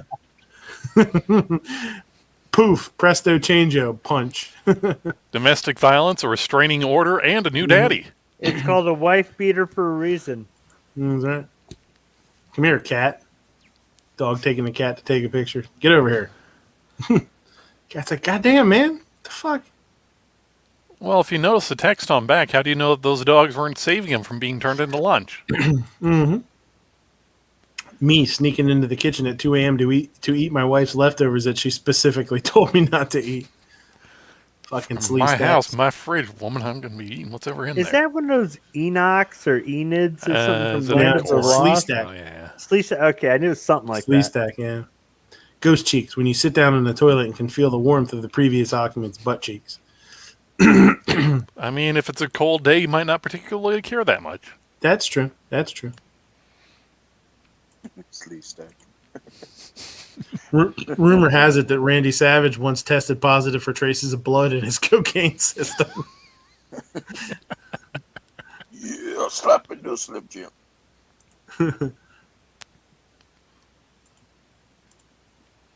Demi Lovato announced that they are non-binary and is changing their pronouns to they, them.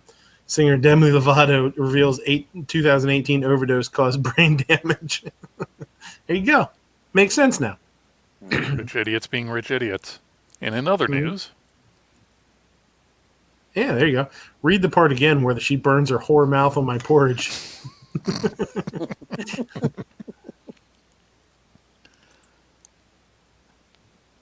Now, here he is. Here's a man.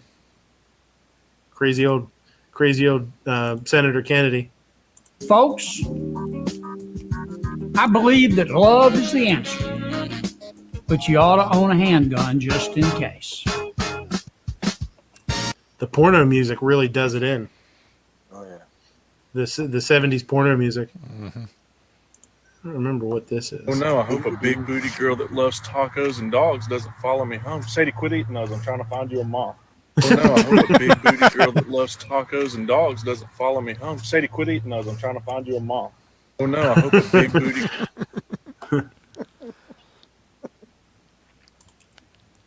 Whenever older men get on the soapbox about bad parenting, it always feels a little bit performative because it's like you and I both know that if it weren't for bad parenting, I wouldn't be blowing you behind Panera right now.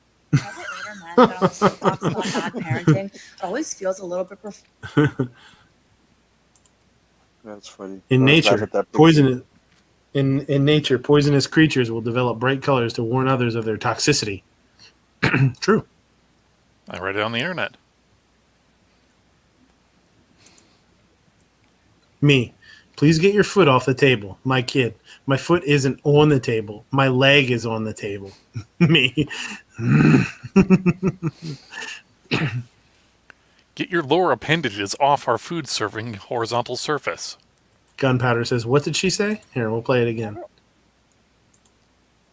Whenever older men get on the soapbox about bad parenting, it always feels a little bit performative because it's like you and I both know that if it weren't for bad parenting, I wouldn't be blowing you behind Panera right now.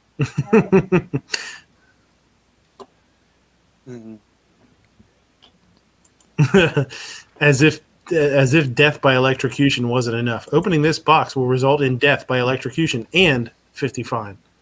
$50 fine.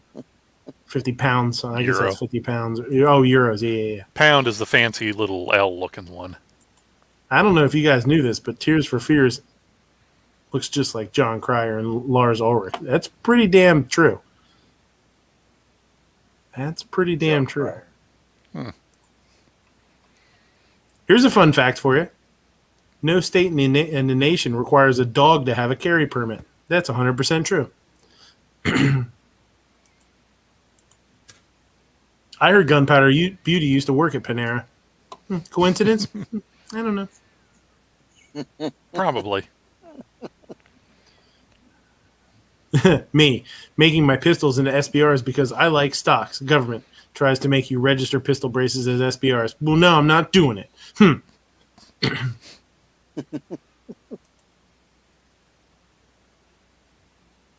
Here you go, Squib. Those 5G milk missiles are temporary. Being forklift certified is forever.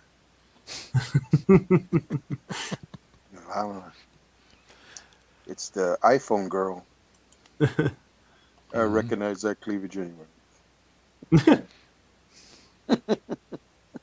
Oh, this one's from last week. Roach Coach ought to get a dog. Hey, deep in the Splattercombs, it's 24-year-old Ashley McClure.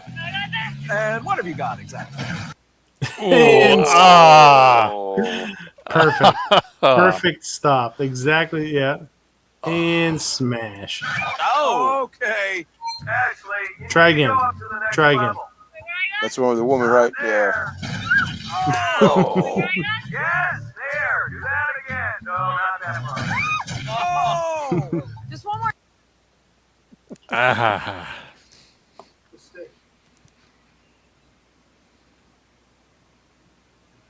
And that's a bummer.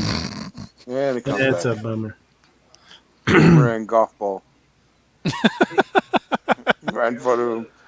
And Gil should have been in here. That sucks. She says, just one more time? One more time. Whenever older men get on a soapbox about bad parenting, it always feels a little bit performative because it's like you and I both know that if it weren't for bad parenting, I wouldn't be blowing you behind Panera right now.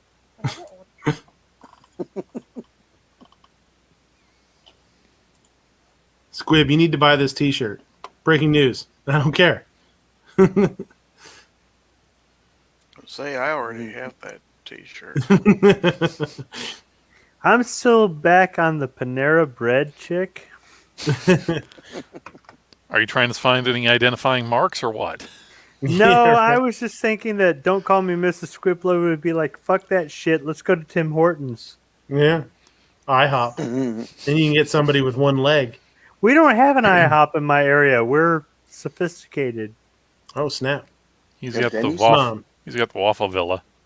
Yeah. And if we had Waffle House, I'm not going to go. Mom, I just wanted to tell you that Mother's Day wouldn't be possible without me. I'll be waiting for my present in the living room. Love, Joshua. True fact. Yeah. That would work. It's tough to argue with that. Diarrhea was the leading cause of death in the American Civil War. Soldiers had a code of honor to not shoot anyone who was pooping. Of the nearly 750,000 soldiers that died, 95,000 died from diarrhea or dysentery. For every soldier that died on the battlefield, 2 died from disease. Yeah, crazy to think that. Yeah. You die in camp after the fact. Yeah. Or before the fact. Yeah. Gangrene. That's what I mean about having your bug out plan. You think you're going to bug out, and 2 weeks later you're dying in the woods in Allegheny County on a hill from dysentery. Mm-hmm. And everybody made fun of Oregon Trail for predicting the future.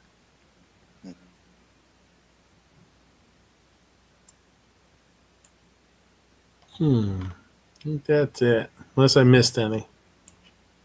Oh.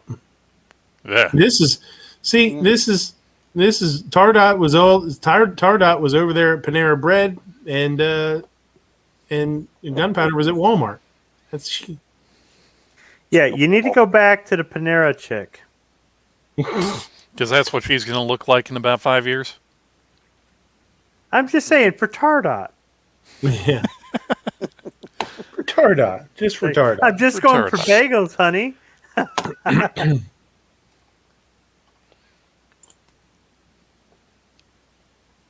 Okay, all right, Andy. You're gonna send it to You have to Travis. choose right now. You have to choose. Travis? Oh, okay, I'll okay. Thank you, Travis. We're so grateful. Oh yeah, we're so grateful, Travis. See what happened when Midnight when you give them a bottle of freaking Kim Crawford? Yeah, I mean, you know.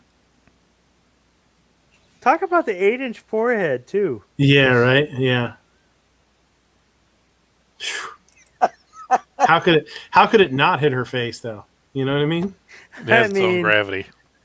Yeah. Mon Texan. One more time. Let's learn how to protect The ourselves. Boda Institute of Self-Defense. In that situation, what I'm going to need to do is move forward and use their body mechanics against them. So it's going to look something like this.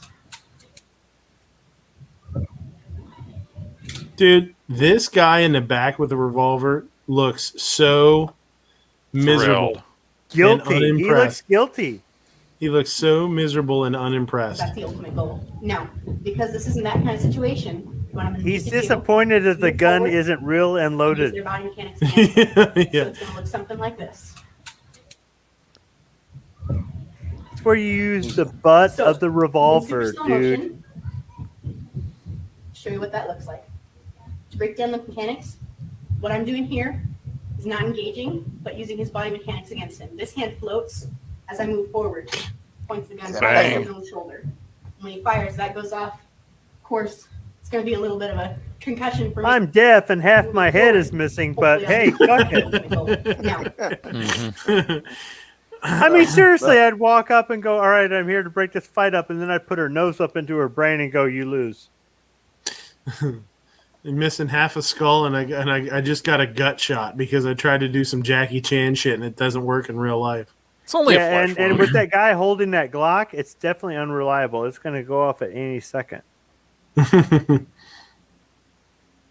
Oh, we missed this one. No.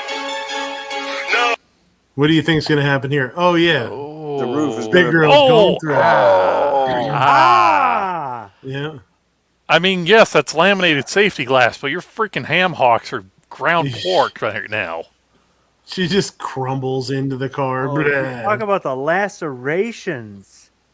And what part of this seemed like a good idea?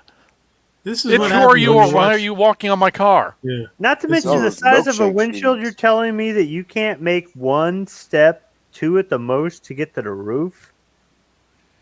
That's Or what try happens when the you watch. A-pillar? You watch too many hip hop videos, man.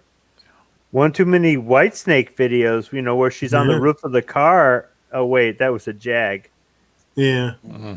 She just died a couple of weeks ago. Did you see that? Yeah, and she was Ronnie definitely Katane. like 1/10 the size of this chick. But yeah, I remember there was an interview with her. She was much older, and she said if they had the music and the Jag, I'd go out there and do stands on it and, you know, flips and whatnot. And I'm like, yeah, that's a real woman.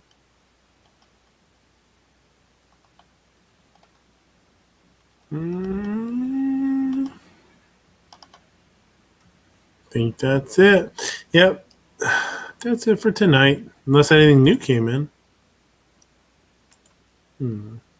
If you want to play that Whitesnake video, here I go again.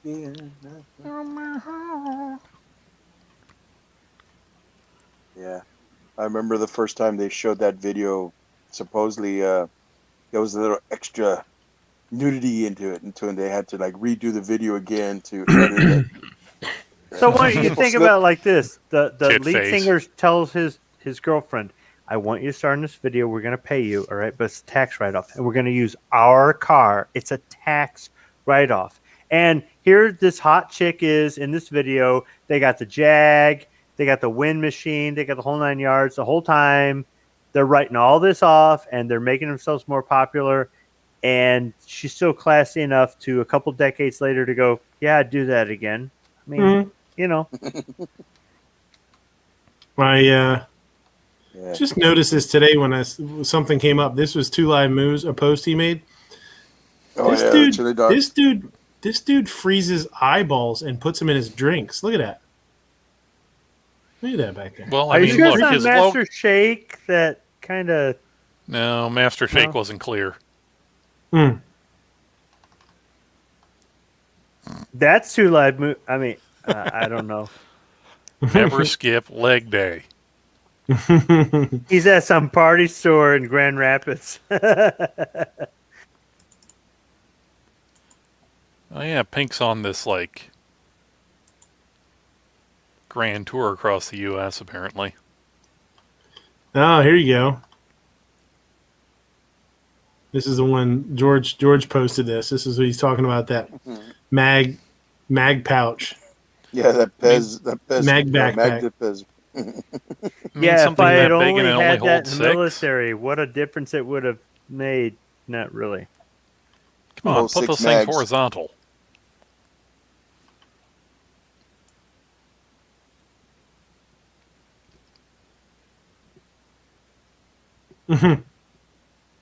Yeah, people really hammered Kamala Harris for that long weekend shit, huh? No, it's not, since it's not 4570 and they make revolvers in that. Is that Spanky Marshall? Spanky, yeah. Freaking J.J. Abrams glasses. So is it bad when you're at the grocery store and you see somebody in line that looks like Stanky, and you want to walk up to them and go, "Hey, David, how's it going?" And you don't? Hey, Marty Scott, how you doing? Whoa. Ooh. Whoa. I am going to kill you. Oh, boy, that's horrible. Well, at least nothing is lit in the background. Except for him. He looks pretty lit. Yeah. Yeah. He's like, tell me, what do you want the Easter Bunny to bring you this Easter? Tell me, little girl, what will you give me not to rip out your soul? What do you get if you mix human DNA and whale DNA? Banned from SeaWorld. Ah. I could sure go for some $1.49 gas and some mean tweets right about now. Some $1.49 tacos. There you go. Whistle pops. Yeah.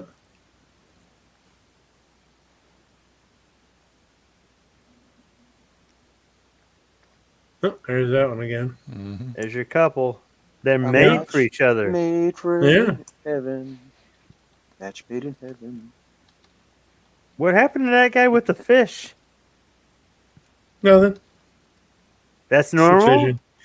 Have you seen that YouTube? They have an ad where they have this lure that it's quieter than the. It's connected in different sections, so that way when it goes through the water, it moves like it's realistic. So, like in the water, when you're kind of like moving the rod, and stuff, it swims, and the fish think, "Hey, look, there's a fish!" Then it gets the lure. Looks pretty interesting. All right, let's call it a night. I got to get to sleep. I got to get up early and do some stuff. Got to make food that's not going to second or kill people. Yeah, I mean, I don't know. I'm going to do my best. No guarantees. But I do need to get some sleep. Just remember to heat your street fudge to an internal temperature of 487 degrees Celsius. Well, of course.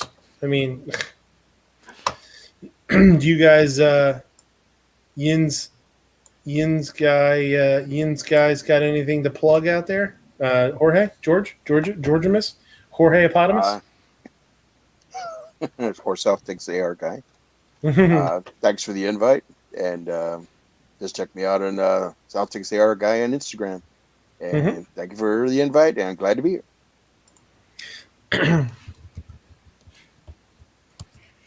Squib, you got anything going on? What do you got doing? What do you got doing? So I listened to myself earlier on the playback, and despite the way I feel, apparently the way I sound, I'm officially drunk. So I guess I've had a good night. So There you go. appreciate you helping me to, I don't know, what, inebriate? He's gonna go get his little finger machine out and go up and visit Mrs. Not Squib. Yep. Thanks, man. You know it. What else we got here? Gizzard, you still up with us? I do believe so, yes. Nice. You got off work tomorrow, so you staying up late? Yeah, I figured I would for a change, because if I had to work tomorrow, I'd have to be up at 4 o'clock in the morning. That would suck. Ouch. Yeah. Even in Central Time. Ouch. Even in that Central sucks. Time. Yeah, so anyway, thanks for the invite. Always, man. Good to have you back. Hey, you bet. So I put out there in the chat too, again, reminder, June 7th, 10 a.m., Harrisburg, Pennsylvania. They're having a rally at the Capitol. If anybody's around, anybody can show up, anybody's close, let me know. Let me know and we can meet up. But if you can go. If you can't, I totally understand. But I actually just found out about it not long ago. I didn't realize it was happening, or I would have been talking about it earlier. So if anybody's that was organized by one Pennsylvania state 2A group, right? Not all of them combined. Right. Yeah. It's the Pennsylvania Right to Keep and Bear Arms rally. They do it every year. I lose track of shit. They took it over last year, but prior to that, they didn't have. It's kind of like they take turns with it or something. Well, there's usually a couple of them. PAFOA does one. I don't know if that's who's doing this one or not, but yeah, there's usually a couple. This one's, I think this one's every year, in the spring. So, yeah. Other than that, Memorial Day. I urge you to remember why the day is, and I know a lot of people, a lot of people say, Memorial Day is for, the fallen and those that didn't make it home, and Veterans Day is for, the current vets or retired vets or those that are still with us. But I think there's also something to be said too, that if Memorial Day rolls around, don't be afraid to thank a vet for what they've done too. So it's always nice. And I know they have their own places, but it is. But I was at Lowe's today, and they said military, and I said, well, yeah. And they said, did you fill out our form? What form? The form to get your veterans discount. I'm really not interested in the discount. Mm-hmm. She said, well, did you serve? And I said, yes, ma'am. And she said, well, just fill out this form and we'll give you the 10%. And I said, just charge me a normal price. It's not that there's anything wrong with getting a veterans discount. But if you're going to ask me to fill out a form, go F yourself. Okay, honestly, go F yourself. The thing is, there's Veterans Day for veterans, which Armistice Day. All right, it's the day that World War I ended officially. And there's Memorial Day to remember those who didn't come home. And there's Armed Forces Day, which is unrecognized for people who are on active duty. So there's a lot of things for veterans or active duty people out there. And we do appreciate those of you who recognize the fact that we served to protect all of our rights, my rights and your rights. But there are a lot of us out there that we don't need don't need a whole lot of patronage or anything else, Mhm. or we recognize the fact that despite the fact that you, Midnight, are trying to do a nice thing, an honorable thing, a patriotic thing, there are also lots of other people out there that are, well, to say the least, real douchebags. And I think there's other veterans that would probably support what I'm saying. Mm-hmm. Yeah. In other words, is that you didn't serve to get patronage, through businesses and stuff, discounts and stuff like that. I don't serve your mind country. getting the discount. I don't ask for it. Other people do. It's a difference between people, and there's nothing wrong with asking for the discount. The thing is, though, there are people who do the stolen valor thing, and the fact that you want me to fill out a fucking form for your discount, you know what? Keep your 10%. Okay? Here's my here's my state driver's license that finally recognizes my DD-214 that says in red print veteran. If that's not good enough for you, if I have to fill out a form or bring in my service record book or some other crap, you know what? Forget it. Just keep your damn money. But at the end of the day, despite the fact that some of us did it for college money or to get out of our parents' house or to find ourselves or whatever, and there's nothing wrong with that, we all did it. And those of you who didn't don't quite understand, but those of you who didn't do it and don't understand that are trying to understand, we love you. We love the hell out of you because you're the ones that really appreciate us. And whether you served 70 years ago and you're on your deathbed or you are in boot camp right now, you made a difference. Whether you were a clerk or whether you were a Navy SEAL, you made a difference.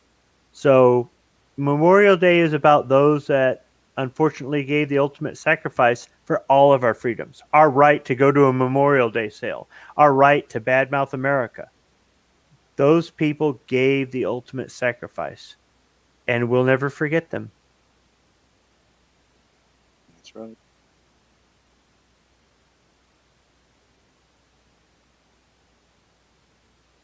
You muted Ape? there you Yeah. go. Ape, you wanna take us out, Ape?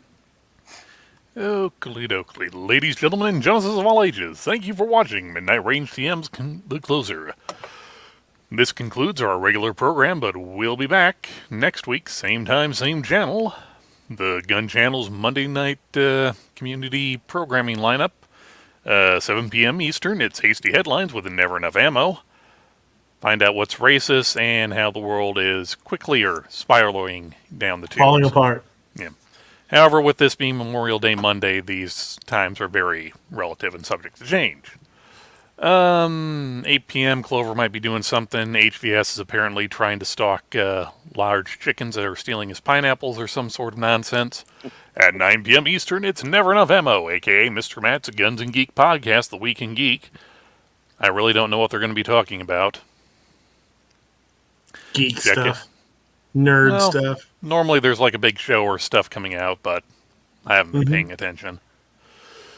Check out GunTube.org. It's a free and unrestricted Pro2A video platform. If you like what you see, go over to Patreon and throw them some monies for capital operational continuational stuff. For cool and unique 2A swag, like pretty much any patch you see on this panel, except for that Kool-Aid patch, that's a no-no patch, go over to GearWebsites.com. That's GearWebsites.com for cool and unique 2A swag. And remember, a hot dog is a chamber, a candy is a sandwich, and always eat your street fudge ice cold. That's right. Don't overheat your street fudge, or it just turns into street fudge liquid. That's no bueno. Yeah, right? And then people start getting on the lawsuits about this street fudge. It was too hot, and I burnt my crotch. Or little Jimmy had his eye boil out because somebody squirted hot street fudge in his face. Yeah, and I told him, listen, lady. If your kid hadn't been messing around with my industrial hot fudge squeezing toy that was clearly behind the counter in an employees-only area, maybe he wouldn't have ended up that way. Right.